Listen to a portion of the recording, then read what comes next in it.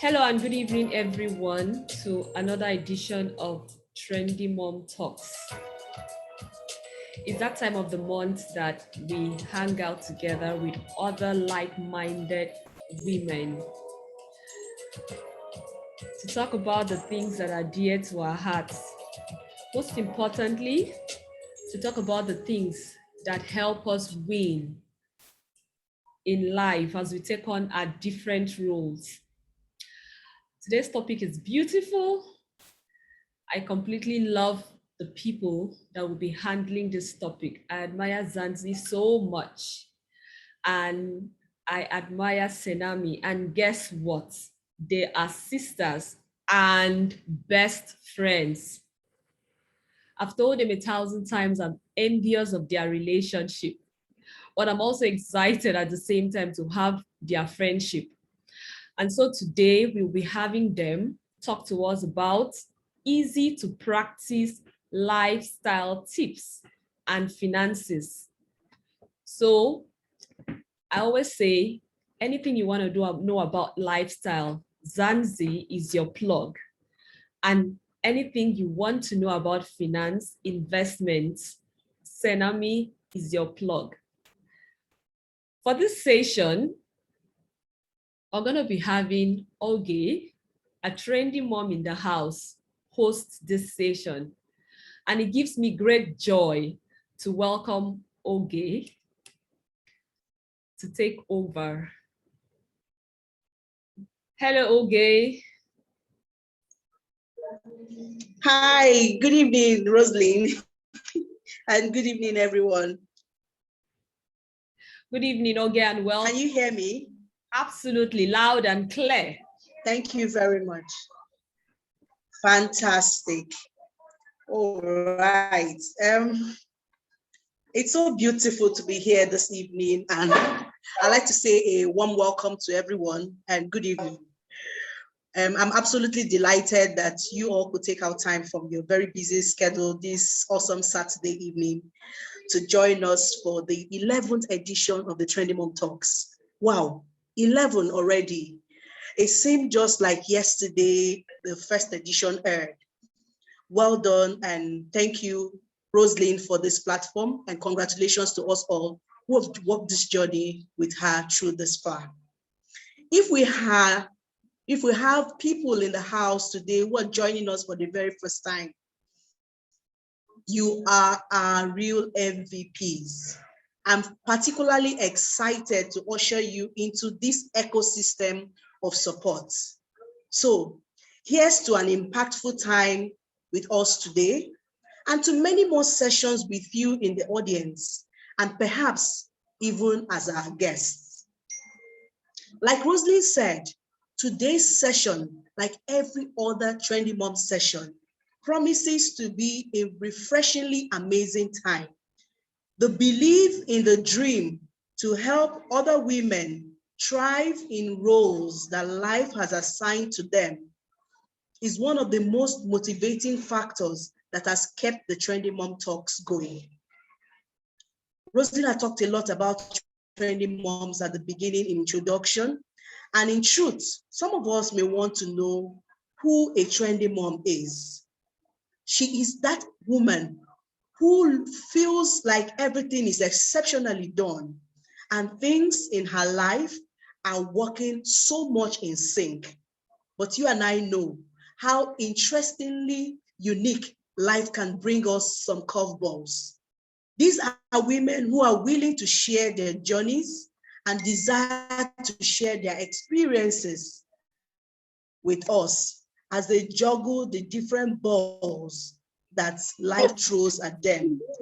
This vary from mothers, working women, sisters, mentors, some single adults, sponsors, you can name them. A few of the trendy moms have come on this platform and shared their beautiful experiences with us. But there are a few truths I may like to share with us today, irrespective of whatever role you have been assigned to in life. Can I share with you that you are beautifully and wonderfully made. You have an amazing ability to navigate every curveball life throws at you. You are unique in your own way, and there can be no better version of you in existence. So, dear trendy mom today, embrace yourself and be rest assured that you have cheerleaders here in the Trendy Mom community who desire to offer support and give you the courage to dare. My friend and the convener of the Trendy Mom Talks, Rosalie, likes to say something. Rosie, please permit me to paraphrase. There are women who have been there, who have done that in the past. You and I are currently daring to navigate. These women give us the courage to say, I too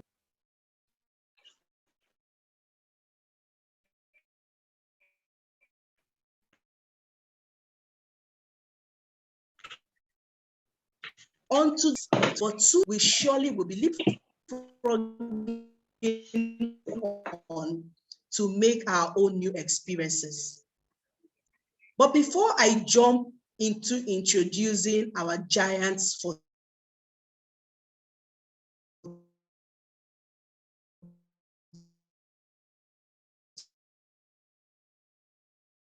today, may I please share with us a few ground rules to ensure listen and see what the presenters have with us, but your audios will be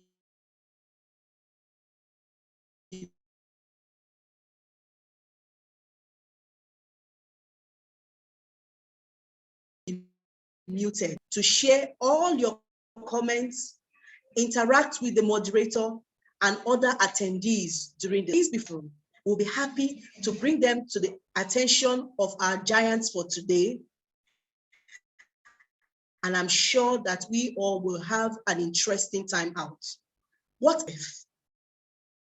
I can guarantee you that the giants, the gains from today, will give us a September to remember. Join me as I make welcome Ni Amusu and her gorgeous sister, Senami Johnson Amusu, our very own August visitors, who will be guiding us through today's topic, lifestyle and money tips for the working woman. Please join me as I welcome these two giants today. A round of applause for them and welcome to today's Trendy Mom Talks.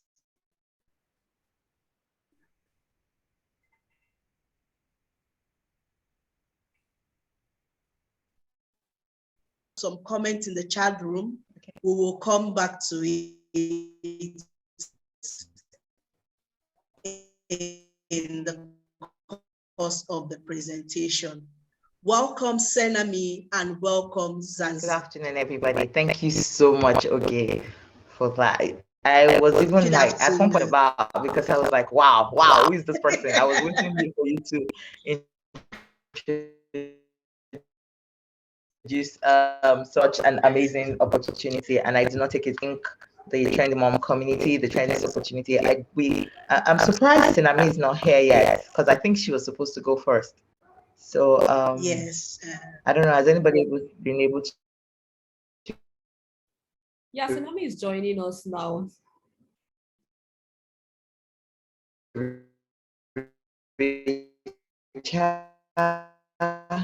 But it's fine. We can just continue, or am I going first? To read your bio while she settles in, okay, and she can go first then. Okay, all right. Oh, so I have the honor to read a brief profile of both Senami and Zansi today. will start with Senna, 10 years of finance and structuring experience in development, most recently as the group head, listings and quotations, FMDQ Exchange, and the head corporate finance at Sterling Bank PLC. She is also the founder, Growth Investment Club, we love that sound, focused on building a consistent investment culture by paying yourself first. I'm sure she will share time. Senami is actively dragged along by her 3-year-old and 6-year-old boys to soccer practice, swimming lessons, and STEM classes. She is a curator of iconic quotes from her 3-year-old, a hectic, a good book, gloriously watching trash TV, Nigerian comedy, and running. Not least of all, Senami is a longtime supporter and facilitator of 9-to-5 working mom life hacks to achieve work-life integration. She is the SY Managing Director and client growing the global investor base.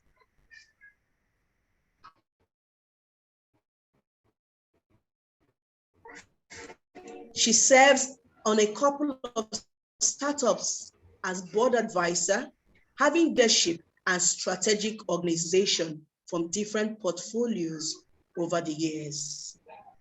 Senami is passionate about financial literacy and how simplified information can bridge the gender gap.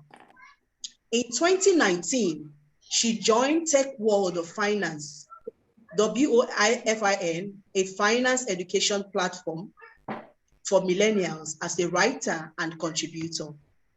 She is an associate member of Women-Based Women in Management and Business. Welcome, Senami, to the TrendyMum Talks 11.0.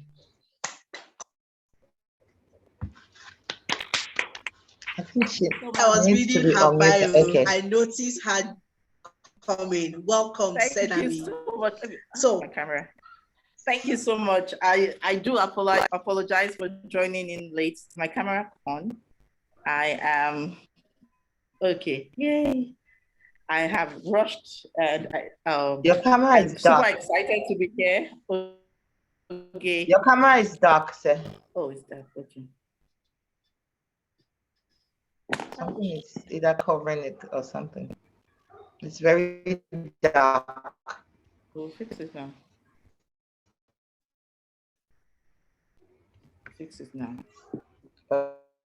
Okay. Yes, it's fixed. Okay. awesome. Welcome, Okay. beautiful Senami. So, I know you shared something with us today, and we would like to, would you want me to take the bio for Zansi? I know you had to put together something. Okay. Would that work for you? Yes, that works okay. for me. Thank you. Fantastic. So that will give you some time to settle in. Awesome. So, Trendy Moms, here we go again for the second giant in the room. She was wondering if it was how we were talking about. Yes, Zansi, it's you.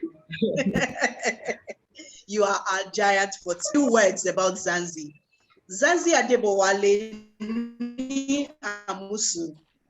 Like Rosalie has said at the beginning, they are both sisters and best of friends. Zansi brings over 10 years of experience as an engineer and certified project manager.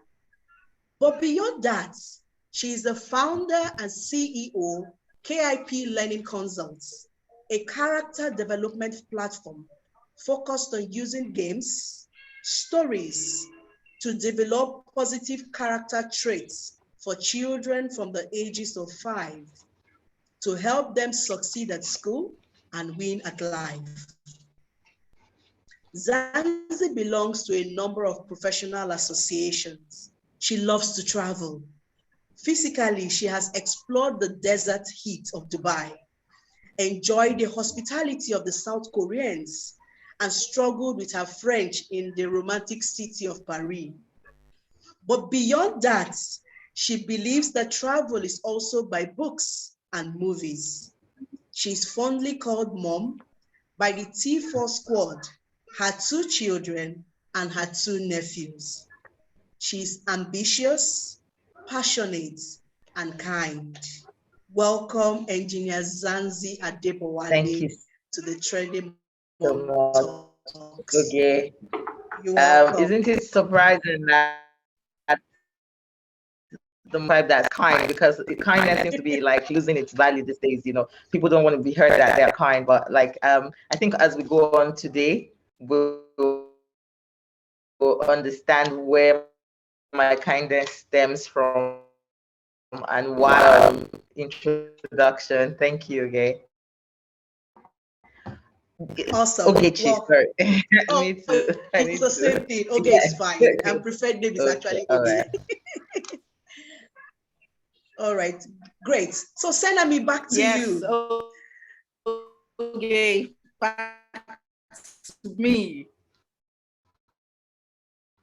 Yes, I know I have read your bio. Please, could you tell us a little more about you that wasn't captured in that bio? Also, in that bio, I think it was more of, I spoke about my work in the investment banking space.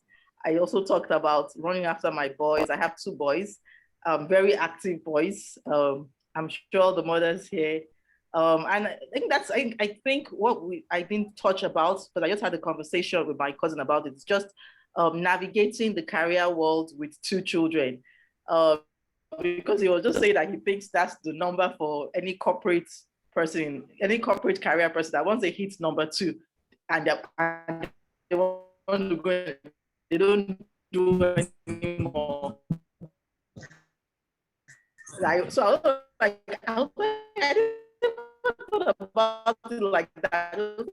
I just noticed that once you hit number the second child, you really don't want to have any more children if you are in the corporate career world. Let me put that preface. So pretty much we talked about okay, yeah. career work. I think the most I've been to is Dubai, because I always prefer not to. I always prefer I always don't have the time. And so I remember that was like you forced yourself. You almost changed your mind like a few times. Yes. Yeah. I actually changed my mind. I think it was just the final day that I was like, okay, let's just do this Dubai trip. So I'm not as adventurous as Zansi in terms of traveling. I think I do like new experiences. So in terms of maybe reading books and just experiencing people's adventures through books. And well, now Instagram stories now. Anybody that travels, I always follow their stories. That's about it. Thank you. That's quite interesting. So you had shared something interesting about today's topic with us, and I'm sure you would like to go on with it. Please mute your mics as you join.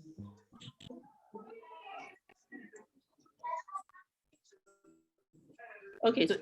So would you want to share your so I shared the presentation. It's not I didn't want to go into heavy finance stuff. I wanted this to be as interactive as possible, just because I like to encourage conversations and women talking about money. I think that's the most important thing. Just having a conversation and talking about money is the most important than me presenting something so heavy. So I started out with just understanding your money personality, and just to make you understand that, the way you are might be from just from just experiences that I've learned over time. We'll touch on that there's this reports that by the age 7, most kids are ready from the personalities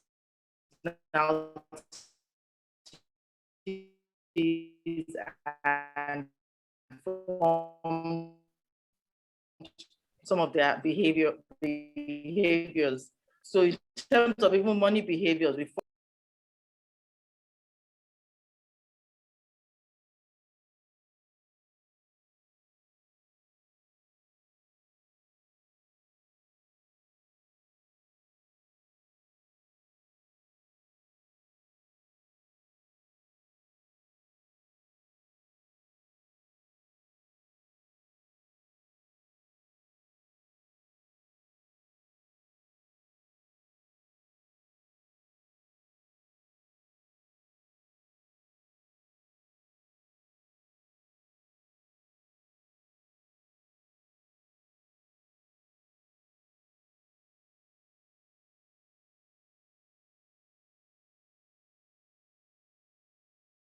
hoarders are ferocious savers. They like as the picture depicted, they always have one budget paper calculating, like, what can I save this money? How can they're always saving anytime they start anything like this, they have to save. Like, well, if they even go out, they are looking at how much they budget. They're always so happy that those are others. They are really big on saving, which is a good trait. But the thing about saving is that once you're saving, the next step is investing. And it's always good to push and harder to start investing also. Number 3 is a spender. I hope my mom is not on this call. Please, okay, help me check. Spenders like spending. Like, there's people that you only have one life to live. Like, this life is only me. Let me finish. What they call it, the Dorime people. Let's spend this money. Once they see any sales presentation, any sales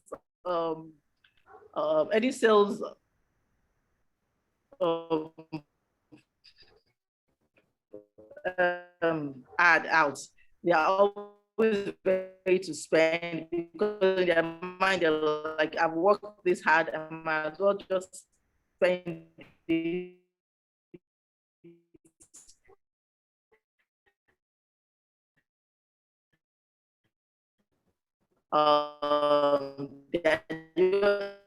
The first people to go to Dubai to buy jewelry, they're not going to Dubai to look at all the historical facts. It's to buy jewelry, to go to the gold market. Well, there's nothing wrong in it. It's just for them to understand. I think first of all, it's for them to understand.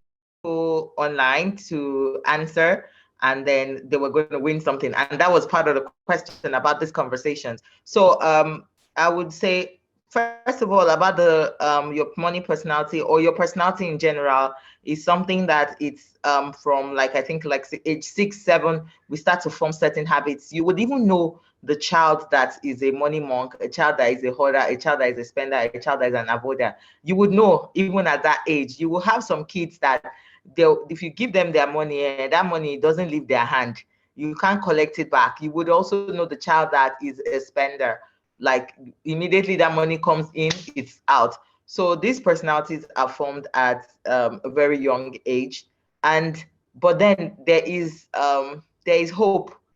It's not something that, yes, you can. So there's hope. It's not something like, because I'm a money monk, or I'm a hoarder, or I'm a spender, or I'm an avoider, there's no hope for me again. No, there is hope. So I think that's what, so we're going to throw it back to Senami now to talk about, to pick it up from there, sir.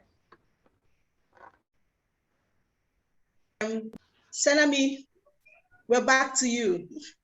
I like this beautiful ping pong that is going on with today's presentation. So let's hear from you, Senami. So Zansi, what was your question again? I said that whether you're a money monk, a hoarder, spender, or avoider, there's hope. Like, it's not, even if you're a hoarder, a spender, an avoider, or a money monk, and you've already understood your personality, so there's hope. So I said, over to you. Oh, there's always hope. Like, even in the if you look at just in your careers, you know that when you start out, you might not have some skill set. Maybe you're not good at navigating relationships at work. Maybe you're more of a technical person. You have to learn all this new skill set, which is fine. So when we start with the skill set, so if you're a money monk, you have to learn that, okay, you're allowed to spend some of this money. You're allowed to invest some of this money. If you are a spender, you also understand that, okay, you understand your triggers. You can maybe start writing all the things you've bought in a month, so for you to see visually. So you have like a cheat sheet where you put like, okay, I bought 3 handbags. I bought 4 toys for my children. I bought 20 this. And once you see it visually, it also helps. It also helps. So yes, there is hope. I think we're going to the next slide, right? Say.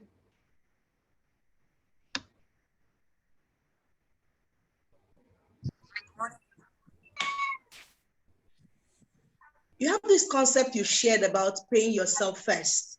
So would you like to expand on that?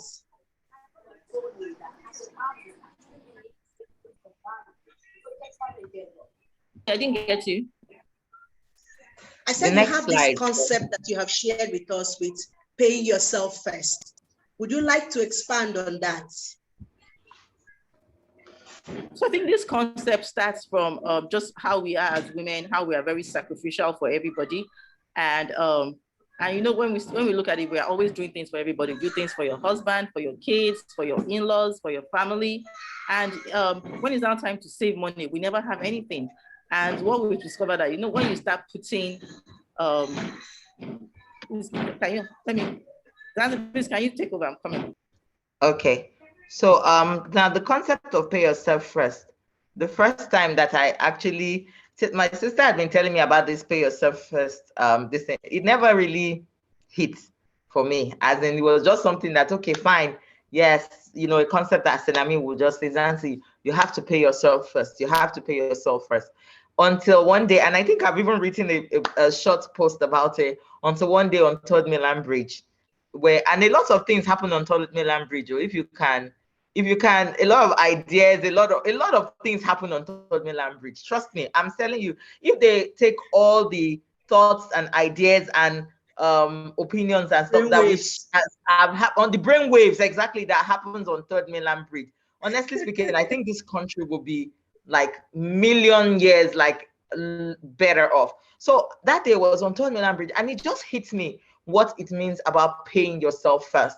Now, I receive a paycheck because I have a 9-to-5 as well, even though I have a side hustle, but I have a 9-to-5. So I receive a paycheck.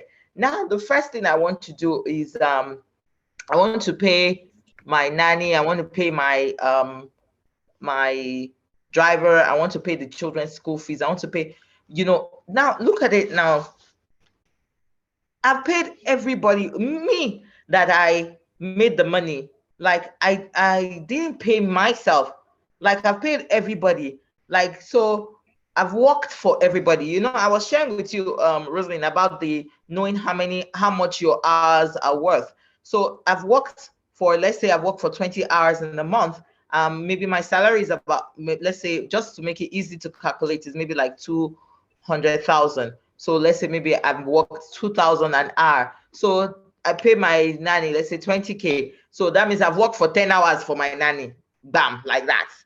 I pay my driver 40K. That means I've worked for 20 hours. So what did I work for? As in, even when you think about it, the expenses that we think are, you know, quote unquote, exigent, school fees, all of that, is still, how many hours did I work for the school? You know, I don't know if this is really breaking it down. As in, how many hours did I, Zansi, go to work for, I don't know, Faith Academy, that's my child's school. Okay, so that's whether, even if yes, it's school fees and I have to pay, but how many hours of my life am I giving to that school? Same thing too. So you know, so after this, should I call it, moments, I was just like, no, like I must keep something back for myself. Like what I'm going to do with it is a different case where Senami comes in, but there must be some hours that is it. I worked for Zansi Industry, Zansi Corporation, Zansi Finance. There must be some hours that I'm reserved for myself. Senami is out again, I think. Is she back? Yes, So that is. was really where pay yourself first kind of made sense to me. And when I got that moment, it changed everything. It changed the game for me. It was a game changer. It was like, our boys on the road, I will pay them 2,000 naira for parking. That's already 1 hour of my time. The last mile official that stopped us and said we passed one way, I will pay 15K or 10K or whatever to bail myself out. That's another 5 hours or 3 hours of my time, whichever. And time really time is life. So it's funny that we put how do I say it? I know some people, it feels uncomfortable for them when they have to calculate how much their time is worth, because here in Nigeria we don't do hourly rates, so as most people are like, oh, how much, why do I have to calculate how much my time is worth? But when you look at it and you realize that this is, let's say for someone, only have 20 years of working life, and then you're that 20 years you are working to pay off, let's say, some debt and all of that. That's when you actually understand how it relates to your life. So 20 years, let's say you are working off to pay off a mortgage, or you're working off to pay off so that's where pay yourself first came. So you receive your paycheck, and she's even taken this and run with it.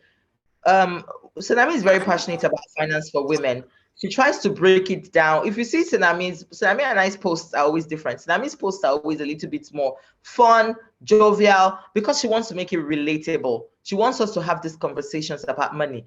If you ask, a lot of women do not talk enough about money. That one, yes, know the cost of an hour. Yes. So a lot of women do not talk about money. Money is something that we were not kind of ingrained in to talk about. It was something hush hush and all of that. And so when we started talking about finance, I remember when we told my mom that we were going to encourage, and now we're actually seeing it now. And I'm not like, why did we shut that idea down? We were going to encourage women to have secret accounts. I remember how my mother shut it down.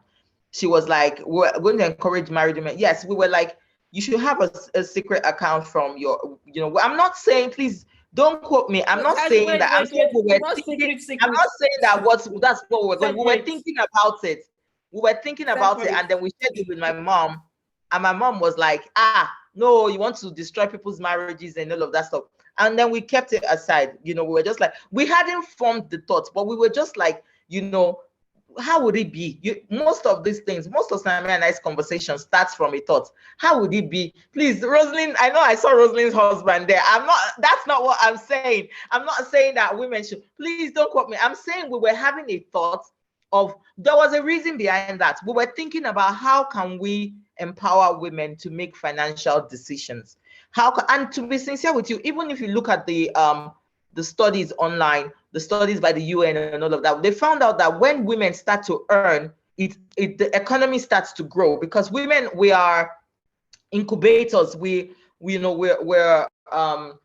that 1 naira that we earn and multiply it. So there's studies that show that you need to empower women to make money, and beyond making that money, they need to learn how to retain that money. So I think that's where that's where that thought came from, that we're like, okay, should it be that the money should be separate from the family money? We're trying to figure it out. But my mom was like, no, she has no hand in this. So my mom is a typical Yoruba woman, so please just use Shola Shobowale's voice and say. So she was like, no, I have no hand in this, so I have no hand in this, so I don't want this. And I remember we had a conversation about real estate with women. It was a platform we had, and we talked about different things about it. My mom called us after we talked about everything, and these were women in their 20s to 50s, intelligent conversation about owning property in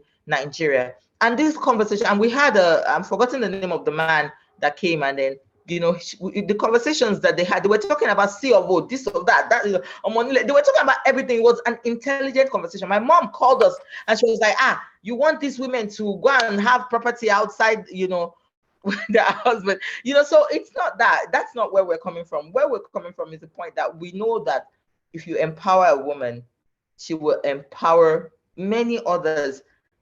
Every time we put an opportunity before a woman, Senami and myself, we have seen it multiply. Like when we hear about grants, about, once it's a woman that we say, come and do this thing, we shoot your video for you, we help you, craft your speech, we do all of that. We see the effect, the multiplier effect it has. The next time that sort of opportunity comes up, she will refer it to another woman, and this. And so that's just it. I mean, let me pass this pay yourself first over to you. Thank you, Zansi. Okay, Zansi has talked. But I think what we are trying to say, bottom line, is that it's okay to talk about money with your friends as ladies. Is something that we need to stop hiding in, like shushing in one corner and say, you can't talk about money. You need to talk about your investments, what you're thinking about, just have those conversations. Even on the TrendyMum platform, you should have those conversations. It should be an open conversation, so that at least everybody will learn from each other's mistakes. We'll learn from each other's mistakes, and you would also just grow with that knowledge. So I think Zansi has to talk to pay yourself first, right? Z? No, you can talk a little bit more. No, I didn't talk about the automating and all of that. I just talked about the received paycheck, when you receive your paycheck. When you receive your check. So what I always advise with women, because as I said, we are enablers, we are nurturers, and one of the things I always say, just plan. So what I always try to say is, first of all, take something out for yourself, even if it's just 5,000 naira. Like, just pay yourself something. And why this concept is actually really good is, even from the finance space, if you're an entrepreneur, give yourself a value and take that money out. And that money, once you use, when you say that you're paying yourself this money, it also helps put that concept in your mind. Okay, what will I now do with this money? What do I want to do with this? Do I want to save it? I always say automate it, because life happens and we are women, and fees, something levy, something will come up, somebody's family in the village, and things happen, and we know that we have to adjust for it. But once we're already taking out the money for ourselves, whatever is there is what we're going to spend. And that's why we say that's usually what makes it easier. So try and automate your savings. A lot of banks do it now. You can do a direct debit, recurring savings. There's so many products that you can do, that you can at least take something out and pay yourself. At least for this year, let's say, just give yourself a goal that at the end of this year, I paid myself, even if it's 20K. I'm sure that you will come back and say how it feels. Thank you, Oge. I can't hear you. Okay, great. Thank you, Senami and Zansi, for that very interesting, I call it a theory. And when I heard it first, I actually took the whole of yesterday looking at my paycheck to break it down into how much I earn per hour. And interesting, I can tell you, there are a few things I immediately told myself that won't happen in September, because I shouldn't be working 5 hours to pay some things. They were not necessary. So thank you so much for bringing that, to the table. Interestingly, you brought your mom into this, and one of the very curious questions that came to my mind when I, observed that you were sisters, it was quite interesting to say. And I know I had asked you while we had the conversation a couple of days ago, what would you have said was the most important, or the role your nurture or upbringing had to play in forming this ideology? For both of you, did your upbringing, your nurture generally contribute largely, or maybe to some degree, in your forming this idea and bringing up this model? Would you like to share that with us? Thank you. Let's let Zansi go first. Zansi knows how to articulate this thing so eloquently. Okay, you know what? While we were taking a break earlier on, I kind of took a minute to go and read about the pay yourself first, and I realized I wrote something very succinct that I think will just explain it. And I wrote, at the end of the day, treat yourself like an investment. You have worked far too hard to have nothing to show for it. I think that's really just explains the concept of pay yourself first. When you think about it, you've worked far too hard to have nothing to show for it. So about my mom, I don't know. I thought the Q&A would be after all all this thing, but yes, my mom, there's something, because I'm in the education sector. So trust me, we beat ourselves up as parents. We think, maybe I'm not doing enough, or maybe you know, like today I snapped at my son, then we made up, and then I kind of focused more on the parts that I snapped at him, and then we made up, and I said, sorry, but trust me, like there's more positive that we're doing than negative. Like sometimes I even look at it that some of my mom's seemingly that she felt, oh, she didn't score points with this, or maybe these things were not, what she would have liked to do, actually still helped us build the proper character, the proper attitude. My mom is a spender, so I cannot imagine that how a spender will have a money monk. Senami is a money monk, so don't mind that. How a spender will have a money monk and hoarder. I don't know if I'm a hoarder. I'm not even, how I'm not even going to jump on that. But how do you relate that? How would a spender? You would think that as a spender, my mom we will both be spenders, but it doesn't matter like that. So so because of that, yeah. I think just seeing the number of ashwebis in mommy's cupboard and the number of it freaks us out. It actually gives us like goosebumps, like but you see, then if you think about it, look at it. But then she did other amazing things. She made us like extremely fearless. Well, I would say sort of fearless, but extremely fearless, extremely bold, extremely passionate about things. So I mean, over to you. What I would say is that, so from that, the fearlessness and boldness, I think it's just curiosity. She encouraged curiosity, and it's something I think we're being deliberate with our children. Curiosity in terms of just learning new things outside of the structures of school. So even my son's school, like they're always fighting with me. Like I keep harassing them, like, when are we going to get STEM courses? We are like some things I was saying, why are we doing extra lesson till 6 p.m.? Like I don't like some things. You try and encourage curiosity in other areas so that you build a well-rounded child. So I think that's one of the things that my mom was very encouraging with. So even from when we were in school, I was actually an art student. So I was drawing fine arts, and she was like really encouraged me looking at the business side, looking at the engineering courses, just try and encourage your encouraging curiosity. And what I've seen that encouraging curiosity builds that fearlessness, because you will try it once, you might fail and you move on. You might try it the next time and you get it right. Yeah. Oh wow, and you learn something. And so you don't fear failure. You also don't you welcome the lessons you learn from failure. You also become more bold, because what's the worst that can happen? Like by the time we were in secondary school, I think we even started driving. I don't know if you remember, our first driving lesson was Lagos Ibadan Express Road. Like my mom used to drive to Ibadan. I think every other week she was doing a program there. I've been learning how to drive at home, just small parking here, parking there. She just said, you know what? You people take the steering wheel. Somebody will do half Ibadan to Ogere, another person from Ogere to Lagos. And that's how we perfected our driving lessons. And in my mind, I'm like, I don't even think I can put my child at that age on Zansi, can you? On Lagos, but not then, the roads were better then.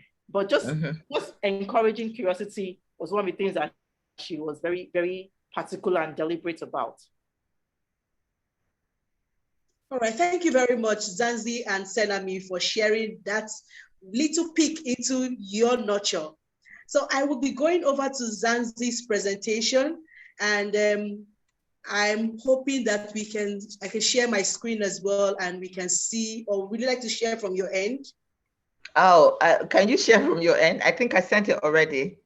I didn't save it close by. So if you sent, okay, great. I will share from my end. Okay. Who is Dr. Bahiru? Can you see it?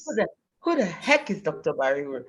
Okay, so now I don't even, at one point in time I was like, how do I, title this? I didn't have a title. I just picked this title from, the flyer. So I said, at one point in time, and I said, okay, creating a happy life starts from here. that was what I now finally came up with. I was like, okay, creating a happy life starts from here. That's where it starts from.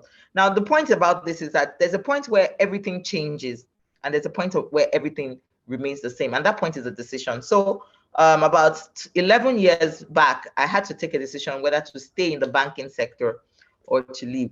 I had entered the banking sector straight from NYSC. I studied engineering in school, and it was a matter of somebody poached me. Somebody was like, look, you have to come and work with me. I didn't even know she was the head of HR then. She was just like, everything about you. When I did the test, they called me, but I literally was working head office, the second floor below the CEO and post NYSC. So it was a matter of like somebody recognized certain things, but I hadn't even processed where I was going. And then I got pregnant. So I said, you know what, this is the time. Is either I leave now or I stay back. People were like, no, you have to stay. You have to stay. But I was like, no, I want to go back into engineering. So I left. I actually left to have my kids first before going back to work. Along the line, I listened to a TED Talk by Dr. Bahiru. I will still share her handle. And she was talking about, okay, let me say her full name, so that Bahiru Sharifa Trask. And at that point in time, she was talking about work-life balance and how the family unit was in crisis. People were working more hours. There were not enough family policies, and you were looking at countries like Germany, Finland, Sweden, countries that are literally being categorized as the happiest places on earth. Like, she was referring to these places, and these places had family policies that encouraged the family unit. They had education was either free. There was maternity and paternity leave. There were so many policies then, and I put out a poll on my Instagram. People were like, no, these policies cannot work in Nigeria. And it's true. These policies are not coming to Nigeria. And if we're honest about it, we will realize that the life that we're living right now is actually in contrast to the family life, because you work long hours, you come back, the school, you cannot get time with the kids. There's so much fighting for our time, there's so much fighting for our time right now. So we're balancing responsibilities. We have age, especially if you fall within a certain age band. So it's either you're trying to get married or you're married, you're trying to build your family, you're trying to build your relationship with your spouse, you're trying to get pregnant, have a family, trying to build your career, and everything is just coming back. At that band, especially, your parents are probably entering their aged years, so you're also a caregiver and all of that. So I had to admit it. I was like, these policies are not coming to Nigeria. It's not going to happen here. Let's be sincere. But I was just like, Zansi, it's either I win or I win. That's one thing my sister is always saying. I'm always saying, it's either I win or I win. There's no option. Like, as in, there's no halfway. It's either I win or I win. So at that time, I was at home. So I started digging into it. I started thinking about, how am I going to make this thing work? How am I going to make this life that I want work? That was when I got into lifestyle hacking, and that's why I said, see, the hacker. When we hear hacking, we think about the negative side of things. When you talk about EFCC and the Yahoo boys and things like that, but that's not really where that's not really where the word came from. The word for hacking came from curating shortcuts to help you get more productive and efficient. And that's really the true definition of hacking. So I started putting together hacks, shared with my friends, shared with my sister. Think about it. If we would think about, making jollof rice. Okay, let's say making jollof rice. Now you've made jollof rice, I don't know. I'm just even using jollof rice because that's a staple in Nigeria, but you've made jollof rice probably over 1,000 times. And every time you make that jollof rice, it tastes different. Now, how would it be if you had to instruct someone else to make jollof rice? Would you have a recipe, a menu, or whatever to give this person that will mean that, okay, that without thinking about it, I'm going to measure 1 cup of rice, 2 cups of oil, 1 cup of pepper, this, and I'm going to get the same result every single time. And you see this thing all over. That's one of the reasons why there was a rave about people start creating menus, because that way I could go to these menus and I could pick it and do it, and I would get exactly the same result. Now, life is very strange. You get a new job. When you get a job, you know, most companies, they provide orientation, right? You have an orientation. You learn where to park, you learn what to wear, you get your ID card, you do all of that. And then, but life, we don't have that. So I started creating this content for my daughter, actually. I was like, oh, I wanted to give her a shortcut. I wanted to give her, you know, and I think my question that I was going to ask was, why is it important? And I think I'll ask that at the end of this, why it's important that we have these conversations. So I realized that I don't want to do 1 million things. I don't want to do 1 million things in a day. But the few things that I have to do, I want to be able to do it well. And that was where the life hacking came about, you know. So let's go. So let's jump right in. So so today, when when Rosalind called me and everything, I said, okay, I'm going to share just one life hack, because if we start to go into all of that, just one, because if we start to go into all the life hacks that I've come across, we will not leave this place tonight. So I decided that it's either I win or I win. That was the first thing. I was like, it's either I win or I win. There's no option. I have to win this game of life. I really have to win. Then I started asking my questions that, what does winning mean to me? What does winning mean to me? And the simplest definition for me was happy, healthy, wealthy. If this trifecta is solid, then I'm fine. Happiness, healthiness, health, and wealth. These were my 3 prong that was like, this is my true definition of winning. So I don't know if we can should I bounce off to Senami or next slide? Sorry? What happened? Okay. All right. So next. Yeah, so this is it. Now, this is the one hack that I said, if I had to share a hack, as in if I had to share a hack that I'm like, this hack is the one that will change the game, because based on off of my hacks and everything, I think Rosalind is aware I've created most of it. This is just part 1 into a book, which and this is the book here. So I had hacks for everything. Baby, you're going to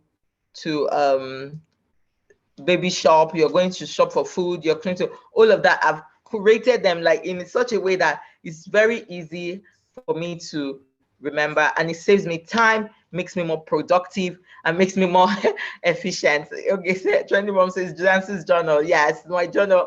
So that was where the journal was birthed. It was birthed out of the fact that I wanted to have my hacks in an easy to reach format. That way, it was going to make it easy for me to, you know, get on the go, get productive, get efficient with my time, with my day. You know, I wasn't going to waste too much time.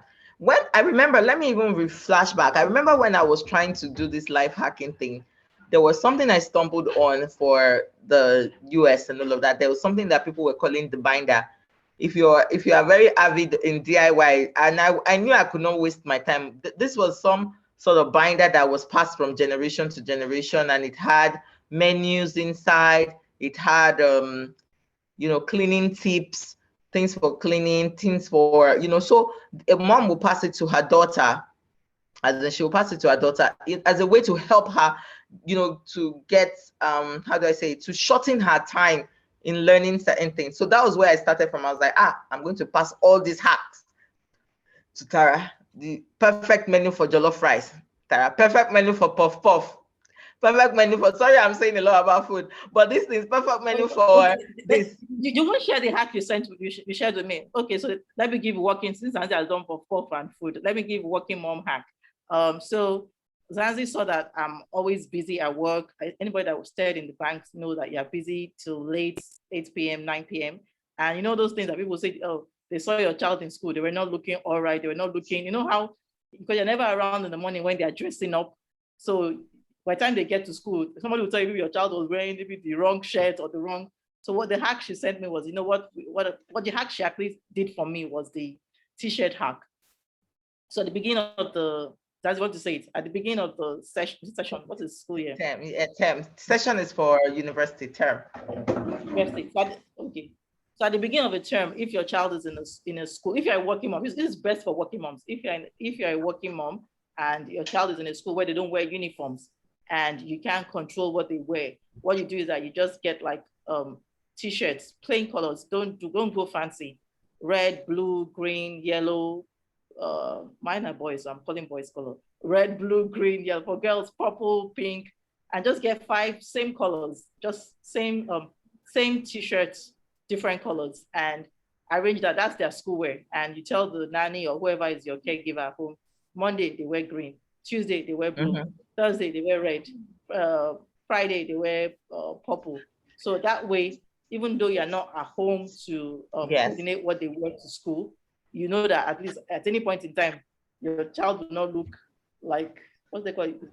Look all disorganized or look like you're at work, not taking care of them. That's over to you. So I'm giving you a working mom, not necessarily your love price. Yeah, because I'm using food a lot. Maybe I'm hungry. I don't know. so and if you look, when I looked at my life, I knew my life was going to get busy. I knew it was going to get even busier because I was going back to work. Before I was at home with the kids for about 2 years. I knew I was going back to work, and I knew that, and even, you know, I knew I had a lot of hats, you know, that I had to wear. I'm on different associations. I'm active in different engineering associations, different so I knew that I have to be able to manage my time in a way that I will not drop the ball on any side of it. I knew that this thing, I mustn't drop the ball, because I know the implication of dropping the ball. It was something I was very intentional about. I was like, Zansi, you cannot drop the ball. You cannot drop the ball. So that was where life mapping came in for me. So this is this would not be, I won't say this is my number one hack. My number one hack for creating a happy life will have to start with your vision statement, your mission statement for yourself, your purpose statement. Sorry, what are you on this earth here for? You have to, as in, this thing has to be very clear, very succinct, and like when they wake you up like this, you better know what your purpose is. Honestly speaking, it is where everything stems from. That is my first hack. If you had to say what's your first hack, Zansi, you have to know what you are here for. You're not here to just come and pass and go. You're here to make an impact on someone's life. You're here to help someone. So I think I'm going to read this out. Like, this is the easiest way that I'm going to define it. And I hope if you can just put it in the chat so that people can read it up. So you have to be able to answer who you are, what you do, who do you do it for, and what those people want or need, and how their lives are changed as a result. You have to be able to answer these questions. So your purpose statement will be, I am dash, I do this, and I'll do dash for dash. The other dash is a noun, like, and then in order to do, so let me use like somebody that cooks healthy food for children. So I am Zansi. I prepare healthy meals for growing children from the ages of this, so that they can be healthier, they can be able to play at school, and they can have a good day at school, because they, as children, they need to have this element. So when we take a break, I'll try and type it in the chat box, so that so that one is a how do they call it? That one is a jara, but it's the jara that makes the jara. I don't know. That one is a jara. So I'll type it. Sorry, I'll type it. Jara is one sentence. It's just one sentence. Okay. So I know, like, I've used a lot of Zansi's journals to just articulate what I want, and because I have such a diverse mix of experiences, and I keep telling her that my experiences never came easy. They all came hard. I always try to see, okay, what exactly am I on this earth for? And there's one thing I always have, is just one sentence. I would say is to die empty. And to die empty means that everything I have, everything I've learned, everything I have acquired, I'm not taking it back with me, is to give it to people to make an impact. So my knowledge, my experiences, my small life hacks, not as much as Zansi, but it's just so there are different ways of mapping your vision. But as Zansi says, the core is what you are. How do you say that in 4 sentences again? No, Zansi. So yeah, over to you. Who you are, what you do, who do you do it for? As in, is it for children? Is it for women? Is it for adults? Is it for old parents? Is it for a parent? Who do you do it for? You have to know who you do it for. Who do you do it for? Whose life you are here to impact, and what do they need? You know, is it what do they need, and how are they going to be changed as a result? How are their lives going to be better? Like you said, how what's the impact that you're going to make on their lives? So that's an extra, as in, I'm not even going to, because that one, and if we're going to go into that, we're going to sit down and listen. So that really is the number one. That would be, so now the second part will be my number 2 hack, or for this, and that will be life mapping. The life mapping came about because imagine like you are at is it golf or tennis or whatever, and balls are just coming at you, and that's the way it is in life. You know, your bills have to be paid, you have to deal with your career, your boss at work, you have to make sure that you're there for your child for a certain reason. So everything is coming at you, because that's just life. That's life. So I decided, like, I started thinking about it, and I wanted, let me call them buckets. I wanted buckets where I could categorize what was going on. So that way I would know how to focus on it, on how to resolve it, how to put attention on it. Because if you have, it's like having mumbo jumbo in your brain. But now we're now talking about, let us now put it into sections. Let's imagine that you are a manager. And you're a manager. Let's just imagine you're a boss, you're a manager, a boss at life, and your life is the greatest project that you can have, you know. So you're like, okay, you need to manage this, you know, project, and this project is your life, and then you need to categorize things. So the first category is spiritual, because that is the core of who we are. I don't care whether you are for whatever this thing, but your core is spiritual. That is where everything stems from. And sorry, this is not in any particular order, so sorry, I just arranged them in a way that will be easy for me. So and please, I want to see questions and comments in the chat box, so in case you need clarification, because Rosalind told us that this must be a conversation, and that's why I said I'm going to have a question at the end where you're going to win something. So spiritual was the first one. The second thing was, can I win something? No, you cannot. Oh. So the second thing was health. You cannot, whether we like it or not, this earthly body that we have, it's our career. You cannot progress much if you don't take care of it. So the kind of things, okay, let me talk about the kind of things that fall into each category, so that helps. So the kind of things that fall into the category for spiritual will be probably your devotion, your meditation, you know, those kind of things. You know, you want to do your devotion, your meditation, those fall into your spiritual aspect. Your physical aspect or health aspect, it's the same thing, will be things like exercise, diet, what you eat, your health appointments, your dentals, your gynecologists, women, your gynecologist, yes, falls into your health. All these things, you need to categorize it. Not only when you're pregnant, so not only when you're pregnant, yes. So the third one I'm talking about will be obviously this, your finances. You have to take care of your finances. So the things that will fall into your finances will be your budget, your savings, your investment, all of that. You need to, you know, it will be your finances. So your budget, your savings, your investments, your charity givings, charity donations, all of that fall into your finances.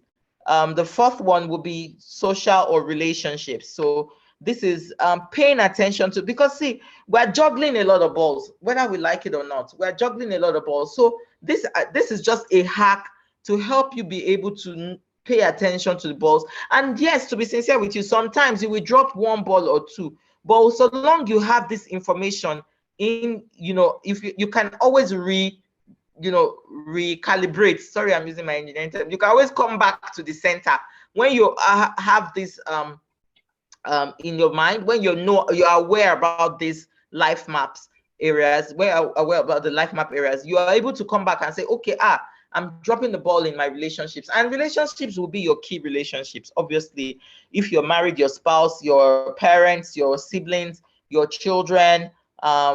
If you're not, you're still your parents, your friends, certain key friends. Your relationships is not somebody in one fact. No, I'm talking about key relationships. You need to pay attention to your key relationships. The fifth one Relationships that is add value to you. Relationships that that add add value to value, you. exactly. So the fifth one is Like that fuel your energy. Go ahead, sorry. yeah. The fifth one is your career, where we have to be productive in this life. Whether, even I tell my kids that even going to school is their own job right now. When after, it's just because they're not being paid, but we have to be productive. You have to produce. That's what one of the key fundamentals on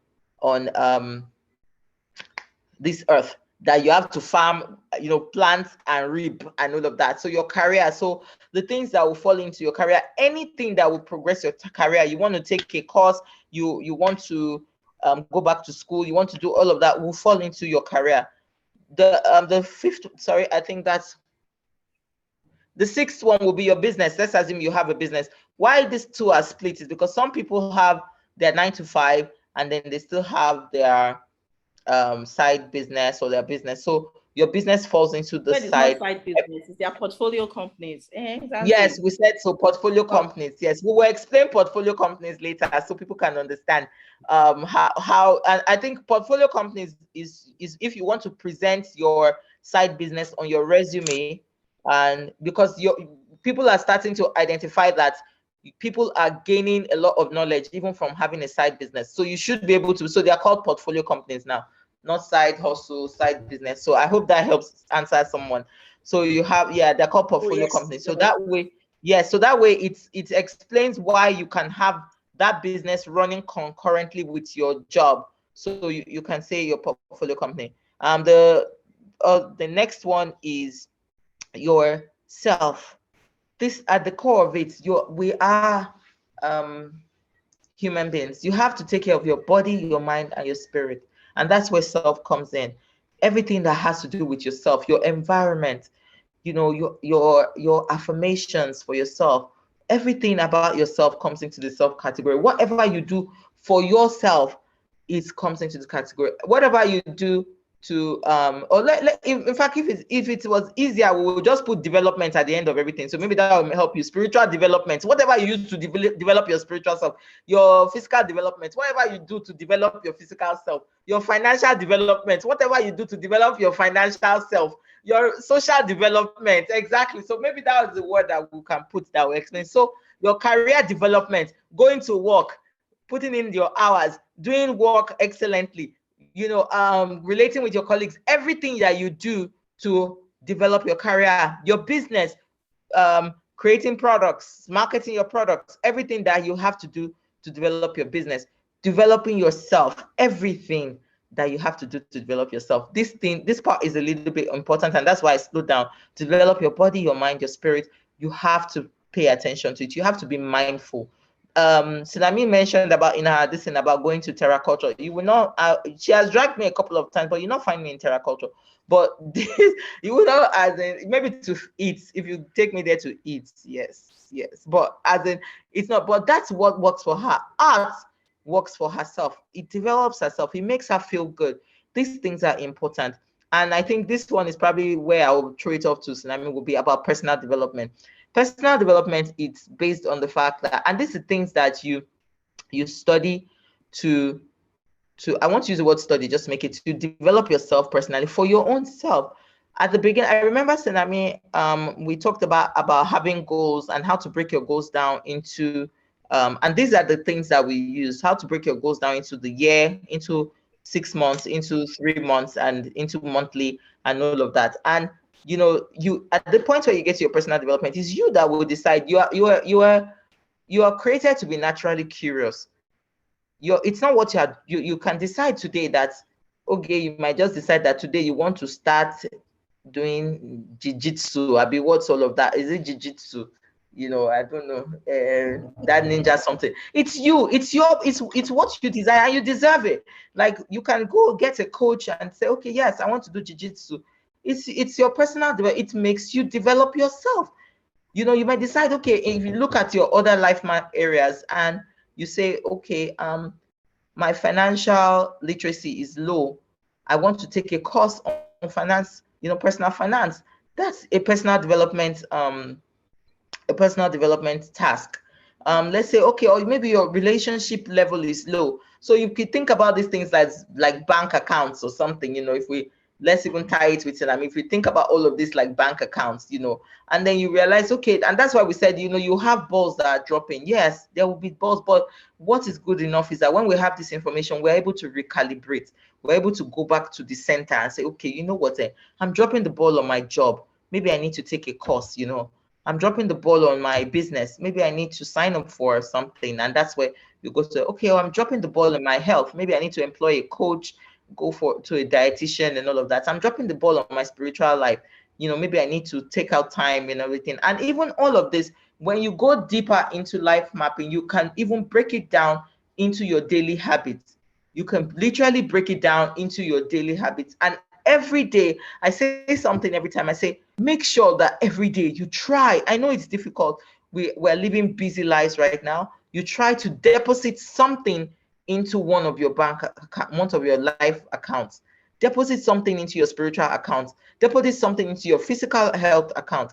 Deposit something into your finance account. Deposit something into your relationships account, into your car. Try every day. It's important every day that you try to deposit something into each of these life map areas.